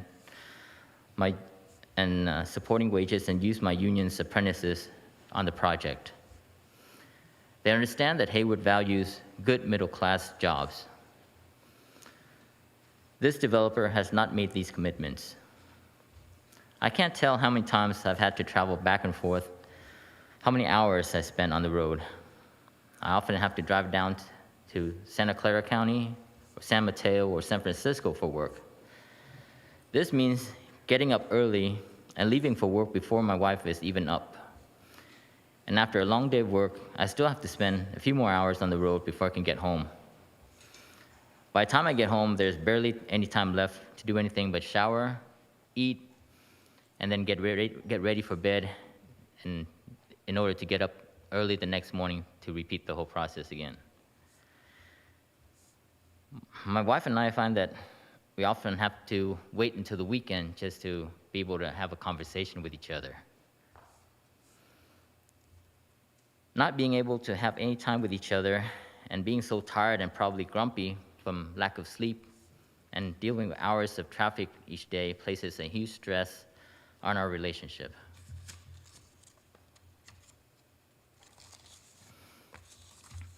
So, having a commitment to use local workers is a big deal to us. It also means the few millions in wages to build this project will be spent here in Hayward supporting our small businesses. My wife and I have made a commitment to try to support our local businesses as much as possible, especially during this time when our local businesses are having a harder time. He is not honoring what the city has said as the condition to have this project built. He must show that he will have apprentices building this project, and he can't show that. Thank you for your time, and please don't support this project tonight. Thank you.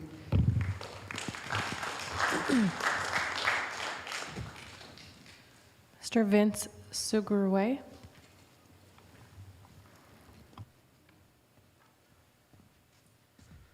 Thank you so much. You announced that correctly. So my name is Vince Segru, and I represent hundreds of construction workers who live right here in Hayward. Rather than having 40 speaker cards, I'd like to ask if you're a local union resident from this city, please stand here rather than you speaking while I speak. Thank you. So I'm before you to speak tonight on behalf of the mechanical craft unions who have been in this room several times over the past years to give different projects a genuine nod of approval. Sorry, it's a lot harder to speak in the mask than I thought. You guys are doing great. We've given projects a nod of approval for their willingness to utilize a local union workforce. They understand that these projects will provide pathways to the middle class for our Hayward residents. The sincere truth is that lives are changed for the better when you approve projects that are built with apprentices from joint labor management programs and projects that hire contractors that provide health care for their workers. That's why in 2019, Local 104 and a bunch of other folks came out to participate in the downtown plan process. I was there very actively with fellow Hayward residents, explaining the importance for pathways to the apprenticeship and why we need contractors with health care. So language was solidified in the plan, and we are proud of the city of Hayward for adopting this language. This language is about helping expand the shrinking middle class in this city. It's about creating new opportunities for folks to get into the trades through apprenticeship. Unfortunately, at this time, this project before you tonight does not meet this criteria. Our goal is to reach a fair agreement that provides our contractors an ability to effectively bid on this project and provide workers with a pathway into the apprenticeship programs. This is the first project to come before you in the downtown of this size since the adoption of this plan, and to pass this project tonight would not fulfill the obligation and would set a terrible precedent. We would like to ask that you continue this item tonight to a date uncertain to allow the developer an opportunity to meet this obligation with our trades. Saying it's going to be done at the building permit is not good enough. We would like it before the entitlement with this. We feel like we've been very reasonable in this process, and more of us will talk about this. So thank you so much for your time and your commitment to Hayward working families. Thank you, and thank you all for coming out tonight. I know you have to wake up at 4 a.m.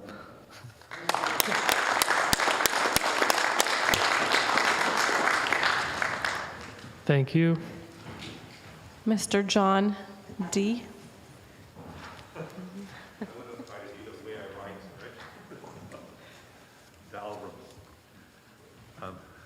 Good evening, Commissioners. My name is John Dalrymple. I have the honor of working for those folks that stood up and supporting them in their struggle to try to grow a middle class. And one of the things that I do is I've worked with many jurisdictions and planning commissions throughout the Bay Area to get language into their specific plans and general plans that are similar to what's in front of you today. And the reason folks do that, why it's good public policy, is just look at Lincoln Landing, right? Now, that wasn't covered under this, but the outcomes were the same, right? So folks who don't know about the residential construction work site, it is one of the most exploitive conditions of work sites in the country. Its underground economy runs rampant, rapid exploitation, particularly of immigrant workers. So these policies try to push back on that, right? When we have apprentice requirement languages, that means we can bring in these workers, give them a pathway into the middle class, make them part of the kind of community, like the brother over here. I'm astounded what he does for his community and has the kind of hours that he does, right? Commuting because he has to work so far away. That's what this is about. And to not enforce it would be a tremendous setback and would send a signal to future developers that they can gain greater profits for their investors, which is what really this is about. The profit margins of these projects run anywhere from 18 to 25% for the investors. How do we create a fair deal for the working families, right? That's part of the general plan, specific plan, as we think about what are the benefits. So I would argue that it's a public benefit to have apprentices. It changes lives, changes families, right? So we got this to you late, and we apologize. It was our hope that through discussions we could provide you a finding, which we think is necessary under your municipal code to act tonight, that would show you that there's evidence to prove that this developer actually intends to hold to what is a condition of approval. We do not believe, despite his assertion, he has any intention of doing that. When asked directly, what's his plan? He had no plan. That was clear tonight. He has no idea of how he plans to do it. Or he would say it. Well, we've thought of, he's built many things. In fact, he's told us in the discussions, well, we've worked with unions and we've worked these kind of things. So I asked him to give me an example. Where in the using the bidding process that you intend to use, which we don't think any of our contractors in the region, it's never been done in California, we can find. We don't think any of our contractors will bid for this project, which means he will fail to meet the condition of approval. So we asked him for an example of oh, I see it's time. And he could not provide that to us, right? So we're asking for a continuance. We've given you a letter. We believe the municipal code requires certain findings, and that there'd be an indication that this conditional approval could be met. And again, in our discussions with the developer, he made it clear to me explicitly that he didn't know if the project was financially feasible if he met those conditions, and then failed to try to reach an agreement with us, which is commonplace in the industry. So again, we ask that you be clear about what your expectations are, and how you can do that is not take action tonight, continue it, and see if we can work something out so you have confidence that the vision and the goals of the downtown plan will be met. Thank you. Thank you.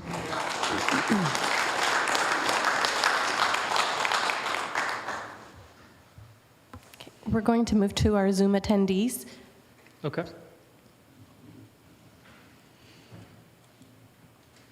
Pekan Gupta. Hello, Chair. Can you hear me? Yes, I can. Thank you. Firstly, apologies for my lack of procedural information. This is my first meeting, and I'm a new resident of the city of Hayward. So I just want to bring a point about the trees. The proposal, and I read the detailed report from the arborist, sorry. There were 10 trees which need to be removed as part of this development.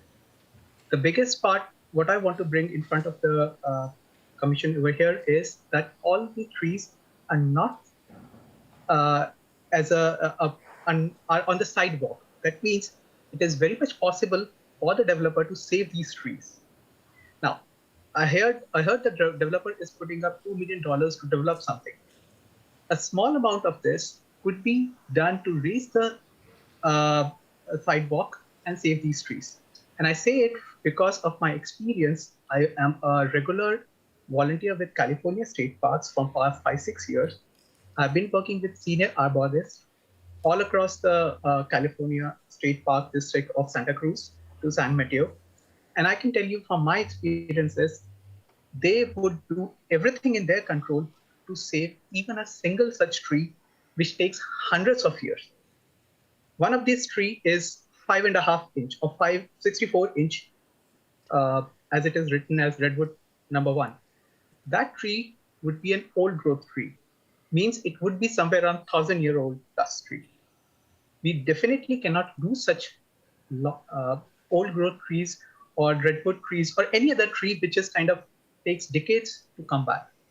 I heard some of my comments from the other residents about the greenery, and I agree with that. I come from the city of Santa Clara, which is where I stayed for most of my time for 6 years. It has become a concrete city. And as a new resident of Hayward, I just want to request you to ensure that you take a balanced action so that Hayward does not become a concrete city. Thank you. Thank you.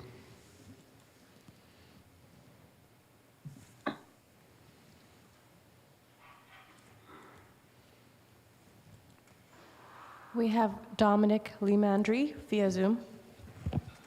Hi, can you hear me? Yep. Hi, my name is Dominic Limandri. Thank you for the opportunity to speak tonight. I'm the district manager for the Downtown Hayward Improvement Association, and the Downtown Hayward Improvement Association is a special benefits district located in downtown Hayward that provides special benefits in the form of daily sidewalk sweeping, weekly pressure washing, special events, as well as downtown promotions. And I'm speaking to you today to endorse this project and offer the DHIA's full support in the Commission's review and endorsement and consideration of this project. And with regards to the special benefit or the general benefits discussion that was earlier in the Commission regarding the impact on downtown and the adjacent areas, the special benefit district is built in such a way that we can accommodate increased density as well as increased traffic through a variety of measures. As these parcels, the Main and Maple parcel gets redeveloped, we will get an increase in assessments, which will allow us to augment our maintenance services downtown with the addition of stationary trash cans, potentially more plantings of trees, really whatever the DHIA Board of Directors deems is necessary to accommodate this increased traffic and density. So we are very excited to see this project finally come to fruition and before you today. And we hope that you consider this project in light of the housing crisis in not only the Bay Area, but also in the state of California. And we think that this project is perfect to chip away at that impending issue. Thank you for your time today. Thank you. Mr. Dylan Bolt, speaker in the chambers. Okay.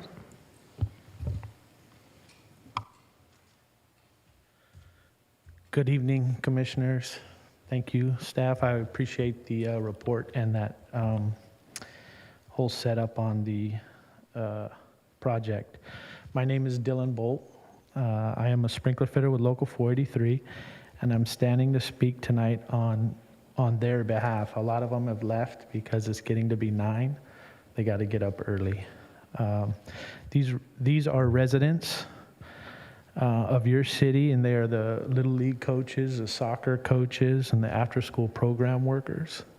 If they could get home and work with their kids at the schools, they do it. They're second and third generation Hayward residents. They love this city. We ask these residents all the time if there's going to be some type of half-cent sales tax, or, you know, we go to them and say, hey, will you vote for it? If there's any type of parcel tax, you know, for a school bond to make the schools better, it lies on them. We go to them if a candidate has moral values that line up with ours for working families and the middle class. When we need their vote, we go to them. we always go to them asking for more. Tonight we can stand with them to show them that we support their values and to push this in a continuance so that they understand that we're here for them. We don't need a developer coming into this town trying to make more and more money off of our backs. That's what we're looking at. If we can push this to a continuance so that we can get an agreement and all the other things settled that this chamber's asking for, then it's worth it. But without that, there's no reason to vote yes. Thank you for your time. Thank you.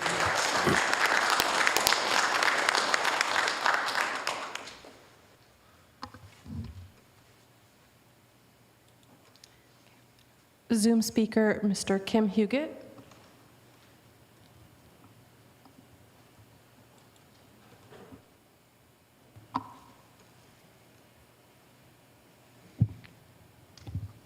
Good evening, Commissioners. I'm Kim Huggett. I'm President and CEO of the Hayward Chamber of Commerce. I'm also on the Downtown Hayward Improvement Association Board and can attest that we've been looking forward to this project for 6 years. My office is just 1 block away, where I've gone to work every working day virtually for the last 12 years and 36 years here in Hayward. It's my pleasure to inform you that the Hayward Chamber of Commerce Government Relations Council, which is comprised of 16 business leaders from throughout the city, on June 3rd gave its unanimous endorsement to the Maple and Main project.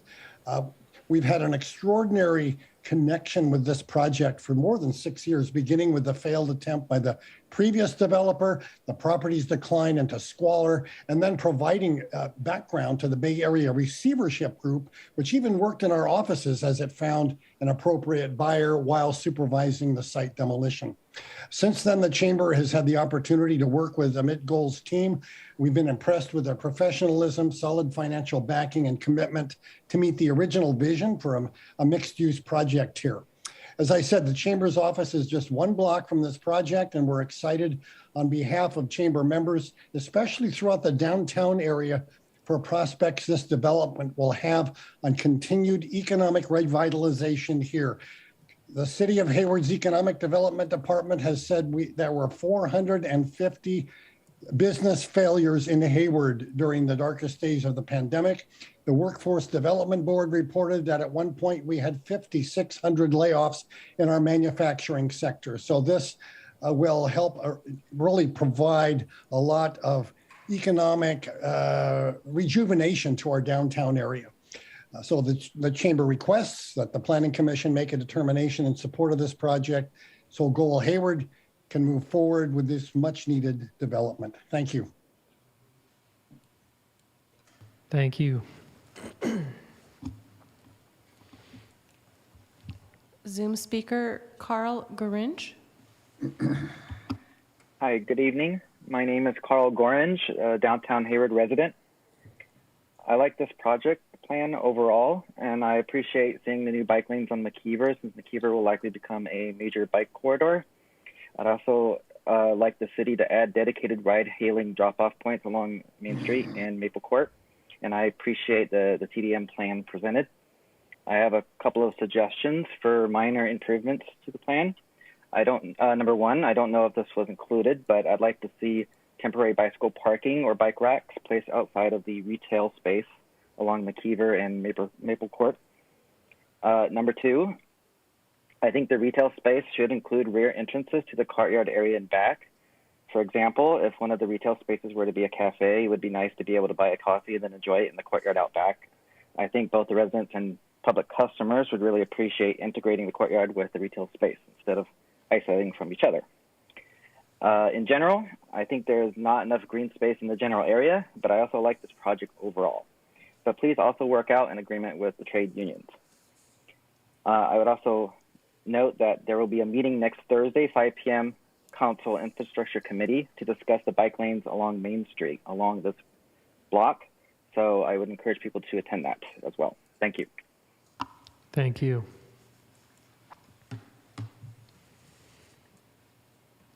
Only a couple speakers left, I think, right?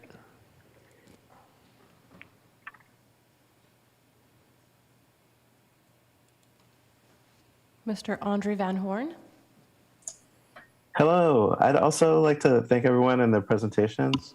I think this is a fantastic idea. I've been a Hayward resident for 6 years, and one of the most mystifying things and disappointing things has been to see these sort of empty lots that present really very great prime opportunities to get some residents near the BART station and supporting the businesses in the downtown.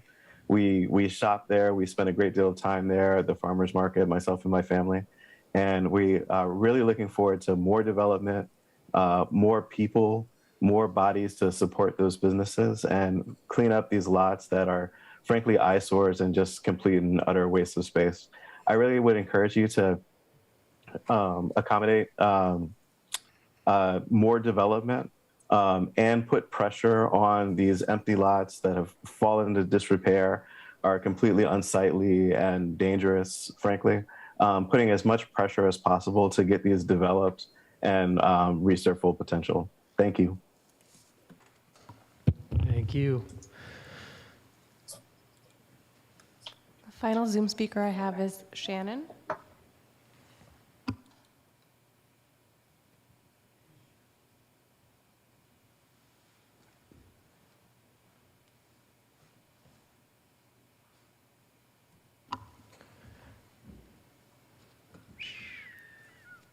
Shannon?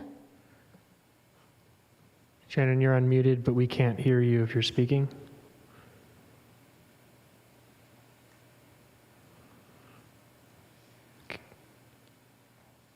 Huh. I see you going on and off mute, Shannon, but can't hear you. She unmuted herself. I can. Shannon, if you would like to speak.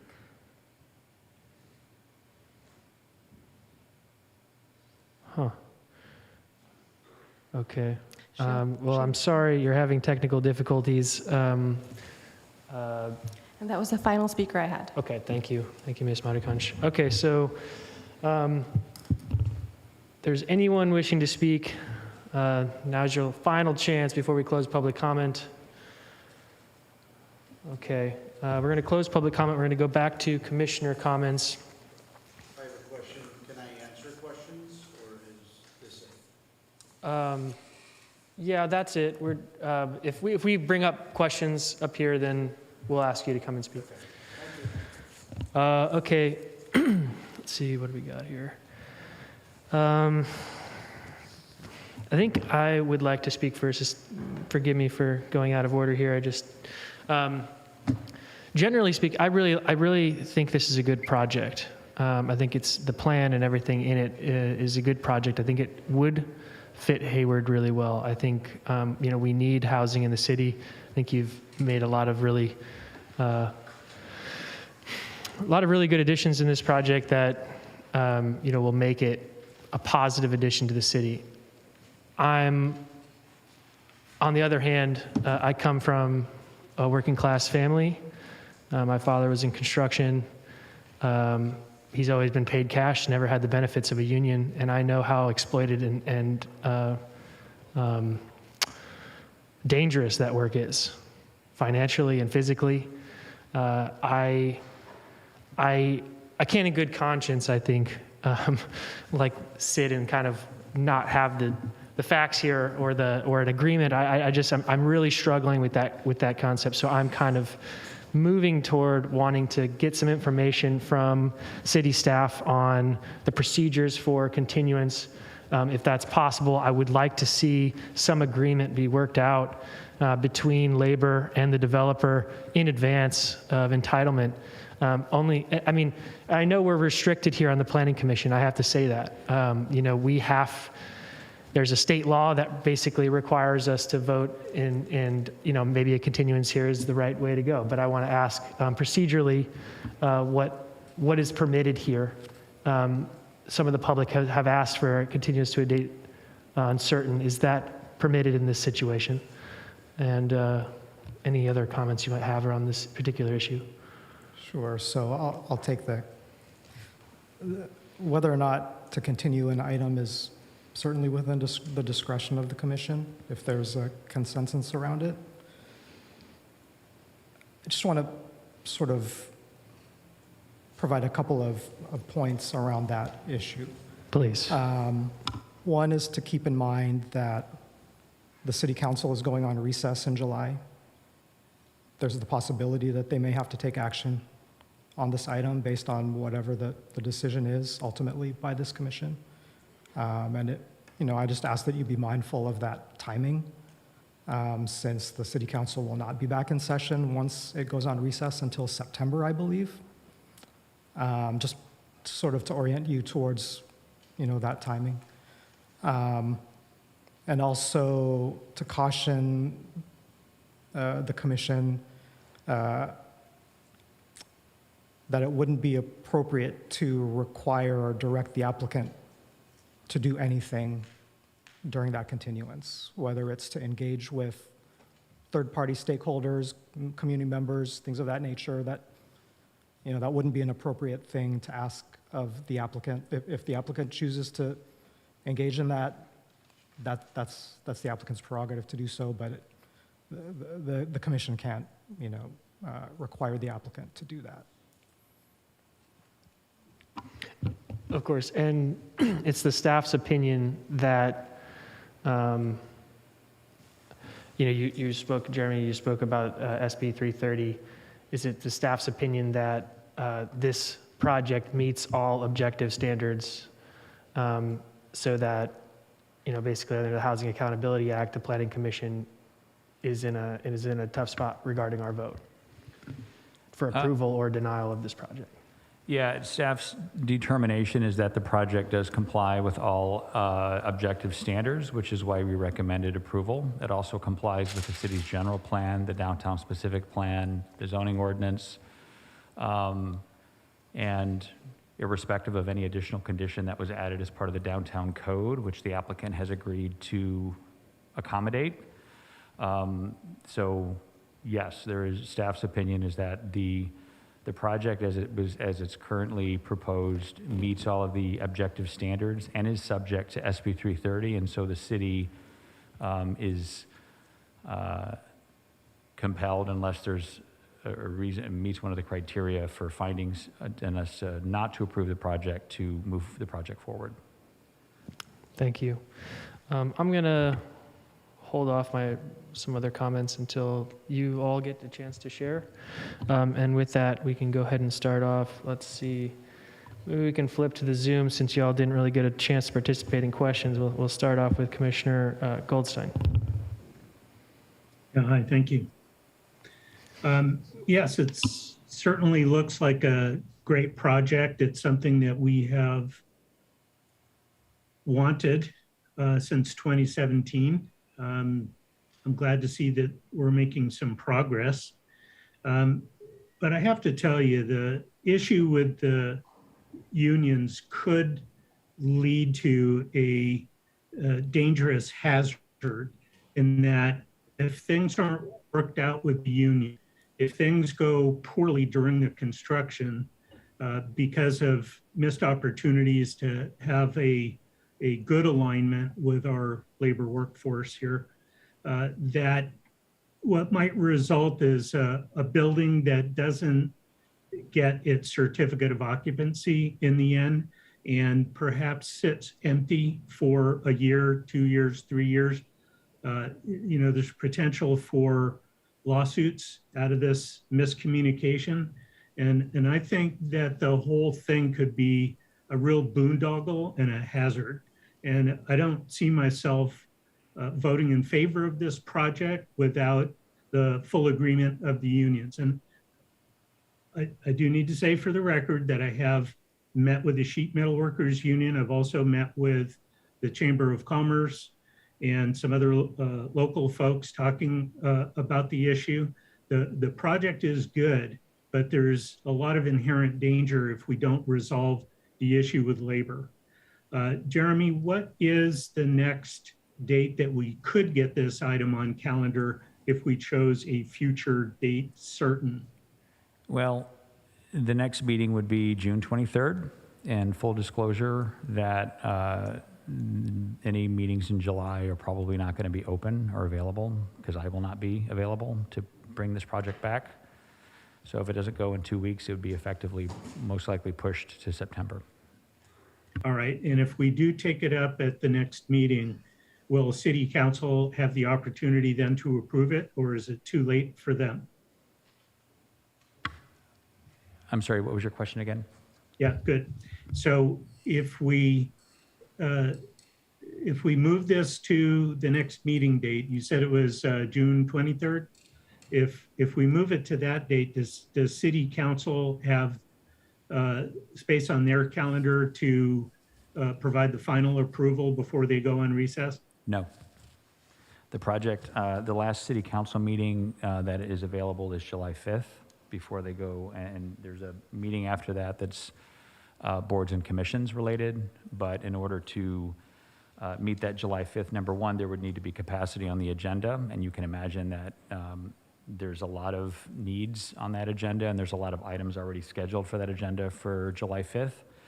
But secondarily is that the staff report, the public notice for the city council, if it got called up or got appealed, would need to have happened within 10 days, which does not allow, and the staff report as well, which given the time frame would not allow for proper public notification, even for a June 23rd meeting in order to meet the July 5th date, even if that July 5th date were somehow available and that could be accommodated.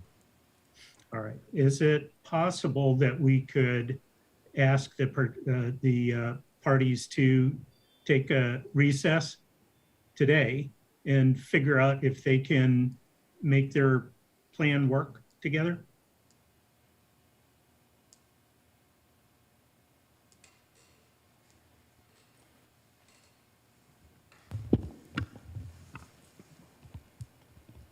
I think similar to my comment about not being able to direct the applicant to engage with anyone during a continuance if it happened, my advice would be the same. I mean, certainly the request can be made, but the applicant can't be directed to, engage in any type of conversations with anyone. It would be up to the applicant if they wanted to comply. It couldn't be a directive that the commission could give. Okay, so I'm asking the two parties to meet and come to some agreement tonight so that we can move the project forward. And I think you understand what's at risk here is that if we don't have that agreement, that the continuance is going to probably take us well into September, looking at probably October before final decision is rendered.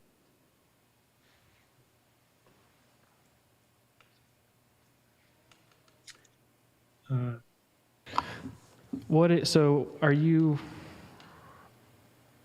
I would probably not want to go for a recess at this point, but I guess, Commissioner Goldstein, maybe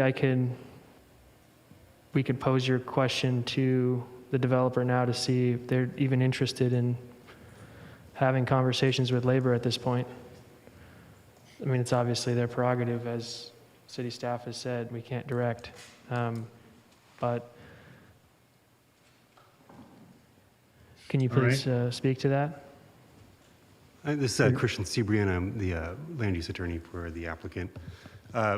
My understanding was that the applicant's view is that this application has been deemed complete. There's been several mentions of having a labor agreement in place tonight before moving forward.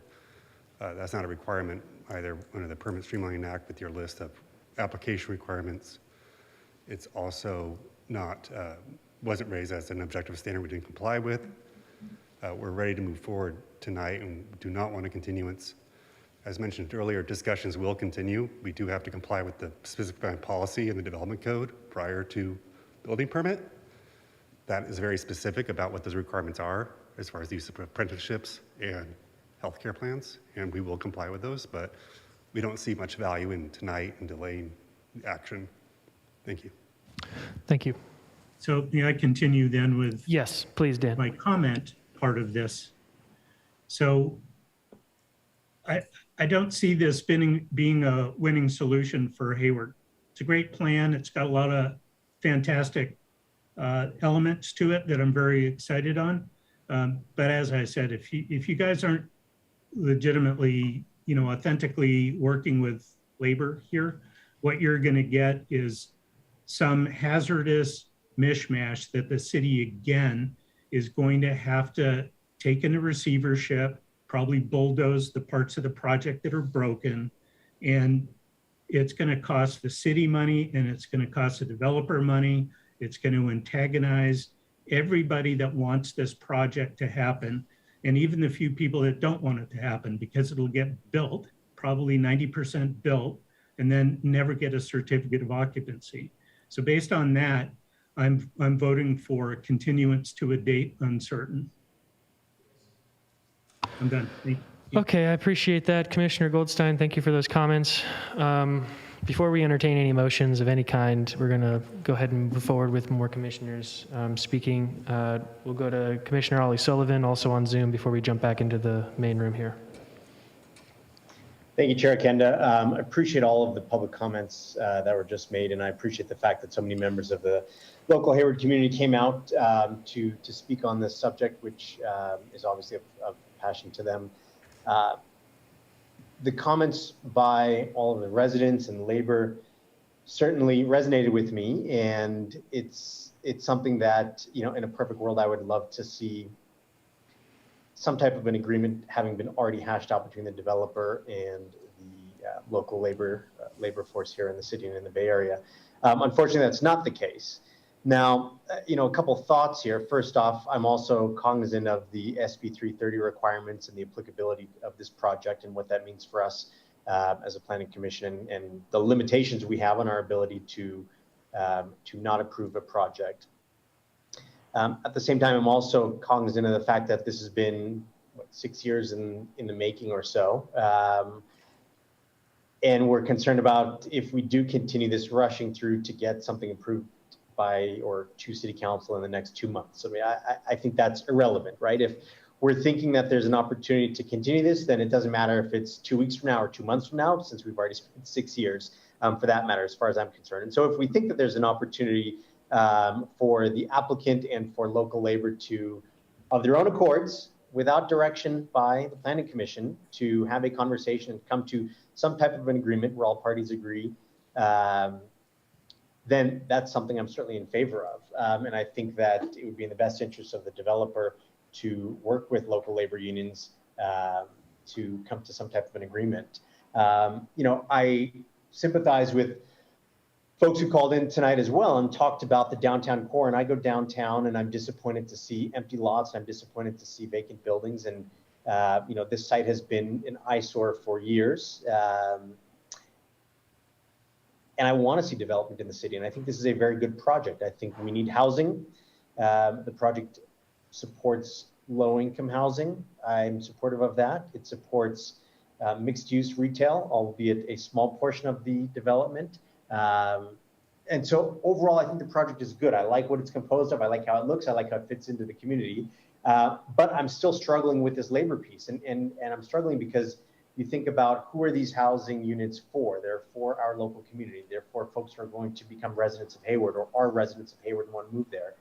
And yet, if existing residents can't participate in the building of that new piece of Hayward, that's a problem to me. And I would like to see developers who want to work with local talent and who want to work with local interests to build our city. And so, as Commissioner Goldstein noted, an interest in potentially continuing this project, I think, at the end of the day, I would love to see all parties agree to this. And so the options we have in front of us are, approving the project based on the applicability of SB 330 or continuing it to a later date and seeing if we can come to some type of a better agreement between labor and the applicant. So those are my considerations and concerns. I'm curious to hear what my other planning commissioners have to say as well. Thank you, Chair. Thank you, Commissioner Ollie Sullivan. Jump back to this room, Commissioner Roche.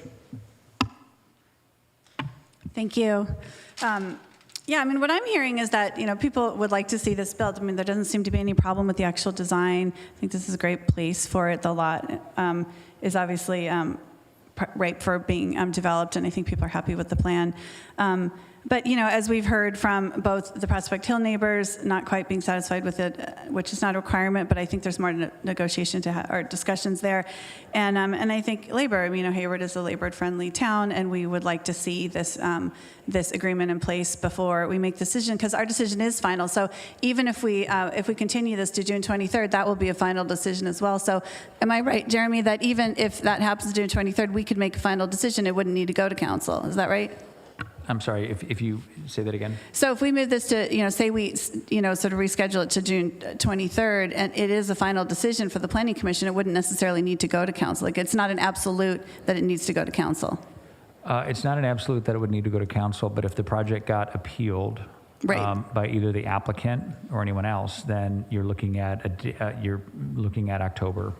But if we move it to a date, to sort of just encourage further negotiation to June 23rd, that's not an appeal period, right? That's just sort of moving the discussion forward, and it would only be depending on the outcome of June 23rd that there would be a consideration for appeal. Is that right? I would imagine so. The timeline for the June 23rd meeting, even if the commission decided to continue the item to June 23rd,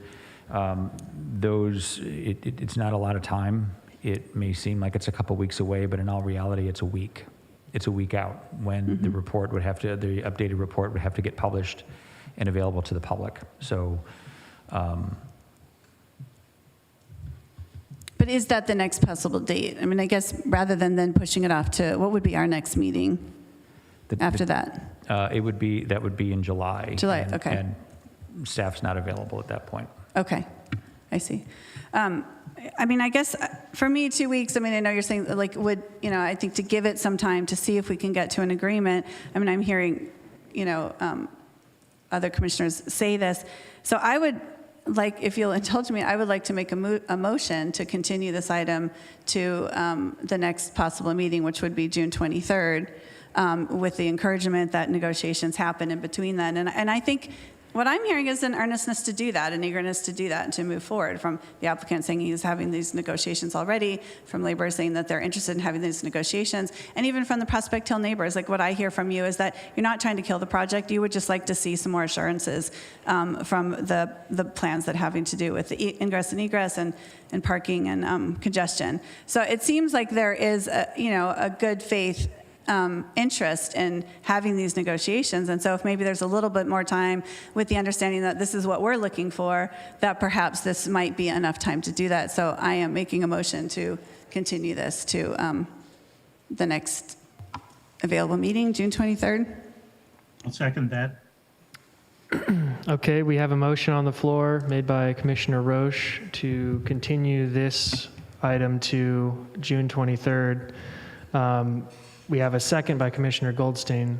Chair, I just want to clarify an element of that motion, that it's to continue the item. But in terms of encouragement of the applicant to take any particular action, I don't think that's an appropriate part of the motion. Okay. I think it's clear, based on the discussions, that there are issues that the applicant may want to address, and they may choose to do so.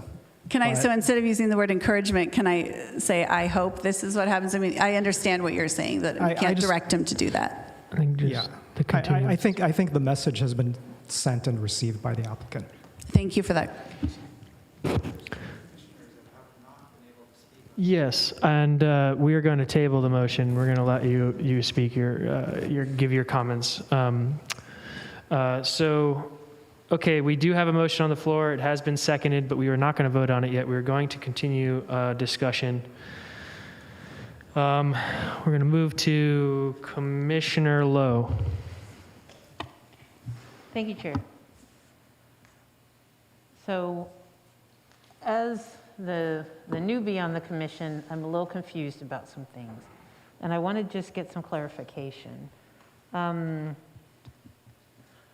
So I understand that we want to get, it sounds like staff thinks that it is better or important to get this done before the end of summer. Can you first explain that, why there seems to be, from staff, an interest in getting this done sooner rather than later?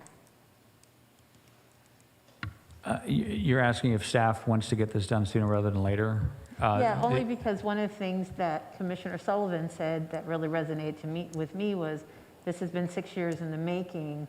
Really, does a couple of months make a difference?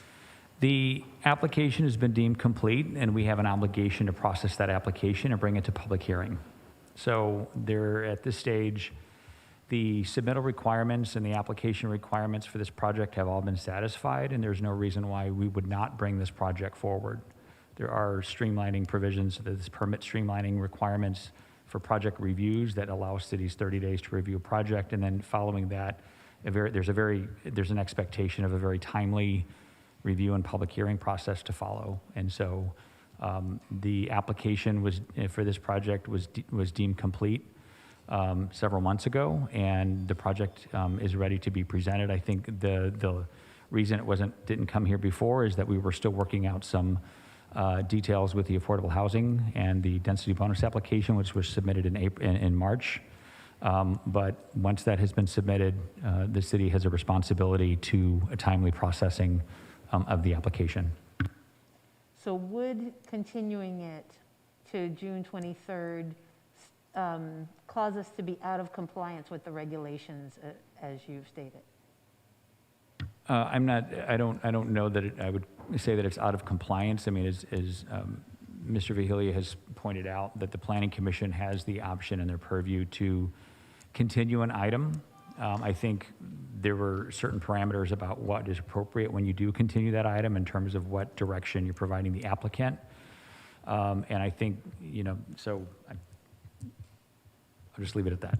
Yeah, and I pointed out the city council schedule just so there's no expectation that if there's further action that needs to be taken by the city council, that they're available in July or August. I just wanted to make sure that everyone understood that the city council is going to be out on recess for a period of time. And so if, whenever the decision is made, if it's made in the next 2 weeks or in July or whenever it is, that if a party wanted to have it reviewed, that it wouldn't happen until the city council came back. So I'm not expressing any opinion as to how quickly the process needs to happen, but I just wanted to make sure that the commissioners were aware that if there was an appeal process that occurred, there's a recess that's going to happen. Okay, thank you for clarifying that. So one of the things, obviously, I think it's obvious that I think all of us care about all of our fellow residents of Hayward and making sure that they have a quality of life that is appropriate. And so I think that's what my colleagues are trying to say is we really want to make sure that these negotiations happen. However, I do have a question in my mind. When people spoke, and I appreciate every speaker, I never understood, and again, this is probably because I'm new, but I never understood or heard anyone say, why is it that we assume that staff wouldn't enforce the condition of approval number 14? Is there precedence for that, or is there some reason why why there's a thought that might not happen, or that the certificate of occupancy would still be issued even if the negotiations don't happen and that condition isn't approved? So I just didn't hear that, and so I don't know if between now and if we do continue it, if there is another letter written to us, if maybe someone wouldn't mind explaining that, just so I can understand why there is that concern, because it sounds like there might be a history there, I just don't know it.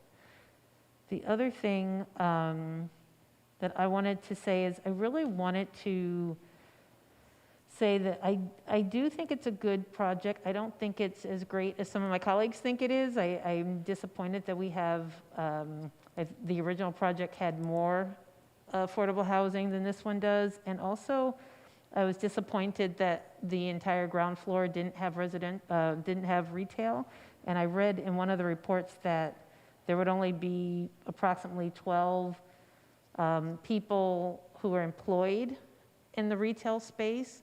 And for having so many units and so much space and taking up so much space, and I just was hoping for more as it relates to the retail space as well. But maybe that's for another project. And if staff could note that, I think that would be great to have that on all the way around and not just in one corner of the project. And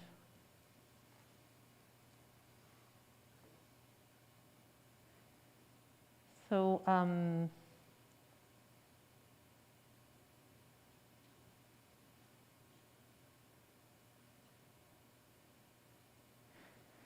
then I just wanted to also state, I was also concerned about, I noticed that one of the trees is going to be potted, put in a pot, and it's going to be preserved. And I was just wondering if there's any way to do that with more of the trees, to have more of them put into pots and preserved in that way. I do hate, like one of the callers said, it will take decades for the trees to mature to the point where these trees are mature. I understand they're ruining the sidewalk, but if you can pot one of them, it seems like maybe there could be more could be done with more of the trees as well.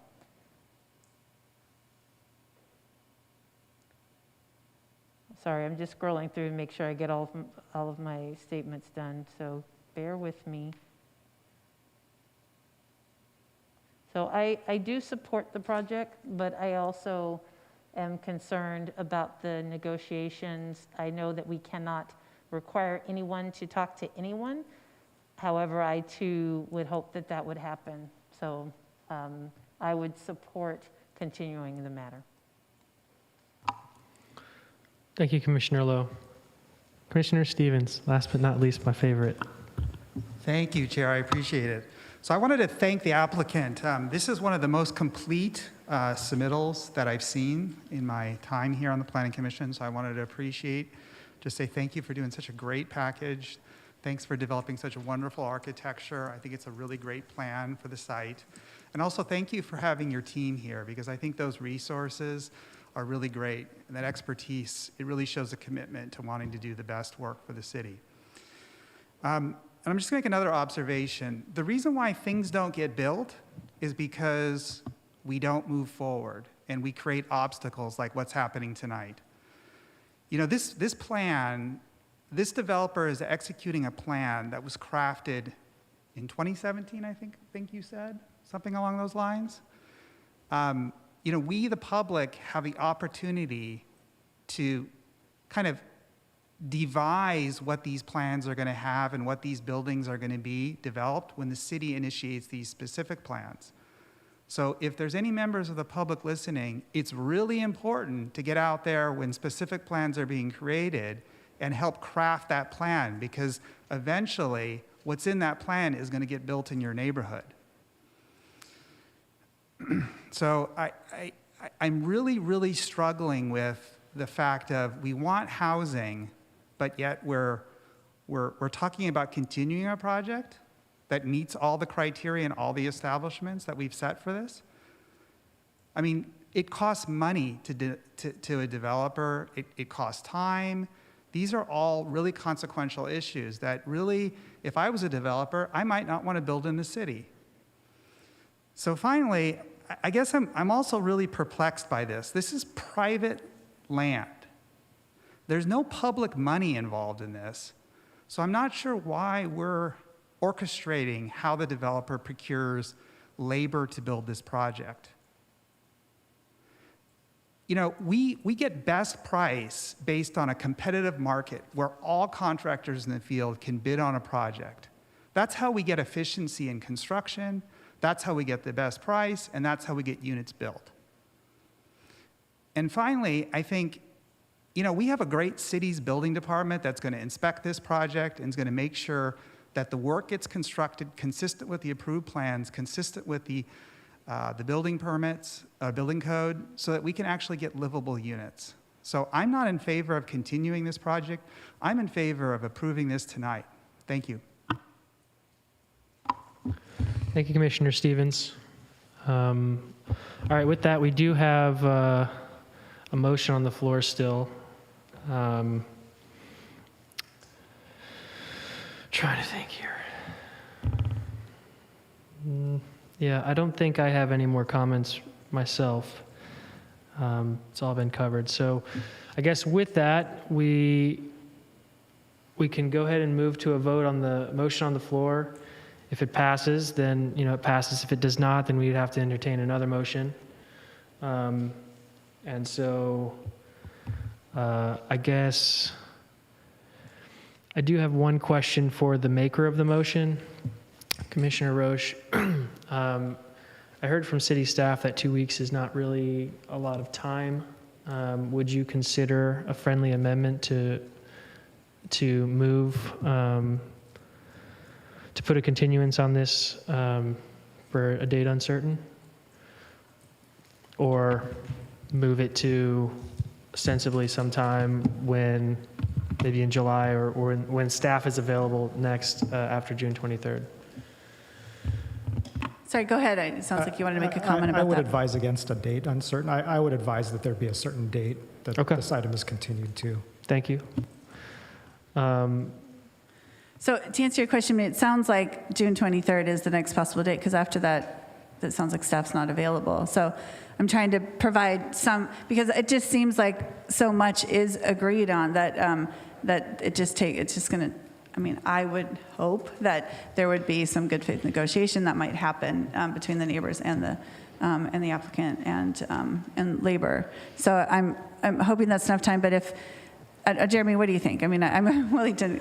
Well, aside from staff, I think, any date continued would need to, we would probably want to check with the applicant to find out if they're even available. And so I would, if the motion is being made, I think it's reasonable to confirm that that is even a possible date for them. Okay, yeah. Is June 23rd a possible date for you? Yes. Okay. So, I'm inclined to sort of try, because I understand everybody's waiting. We don't want to prolong this too long. I'm not trying to, get in the way of development here, but I'm trying to just provide a little bit more time to see if something can happen before we make a final decision on it. Sorry, Chair. Okay. No friendly amendment then. No. Yeah. No, I understand. Okay. Well, then we're going to move to vote on the motion on the floor. Ms. Madikanch, when you're ready, can you please do roll call vote? Commissioner Stevens? No. Commissioner Goldstein? Yes. Commissioner Ali Sullivan? Yes. Commissioner Bonilla, absent. Commissioner Roach? Yes. Commissioner Lowe? Yes. Chair Okenda? Yes. With that, the motion passes 5-1.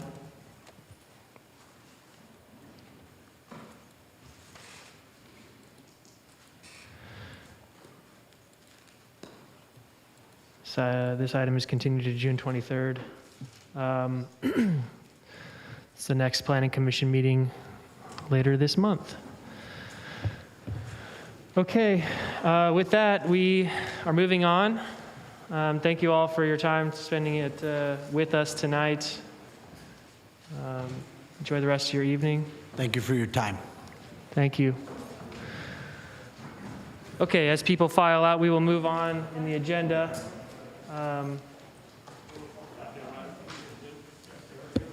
We have no more agenda items. I don't think we have a minutes to approve, do we? I need my lap is screwing up here. Yeah, I think we're going to go to commissioner announcements, reports for staff. So in addition to this item that just got continued, we have the housing element, which is also going to be presented on the 23rd. So it'll be a very full evening. And then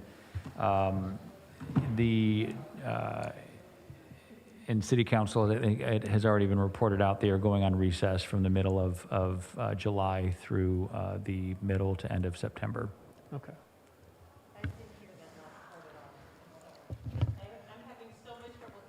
Can you repeat that, Jeremy? I'm here, same thing, my apologies. So the council is going on recess, I think we had mentioned from the middle of July through the middle of September. Okay. Did you get that, Commissioner Lowe? Okay. No, it's okay. I've been missing it. I hear that. No other announcements or reports. Any commissioners on Zoom or in person here have any announcements or reports? Nope. Okay. All right. Oh, okay. That's it then. We shall we'll adjourn the meeting. We don't have anything else to do, so you don't have to go home, but you can't stay here. It's my favorite tagline to say at the end of meetings. See y'all.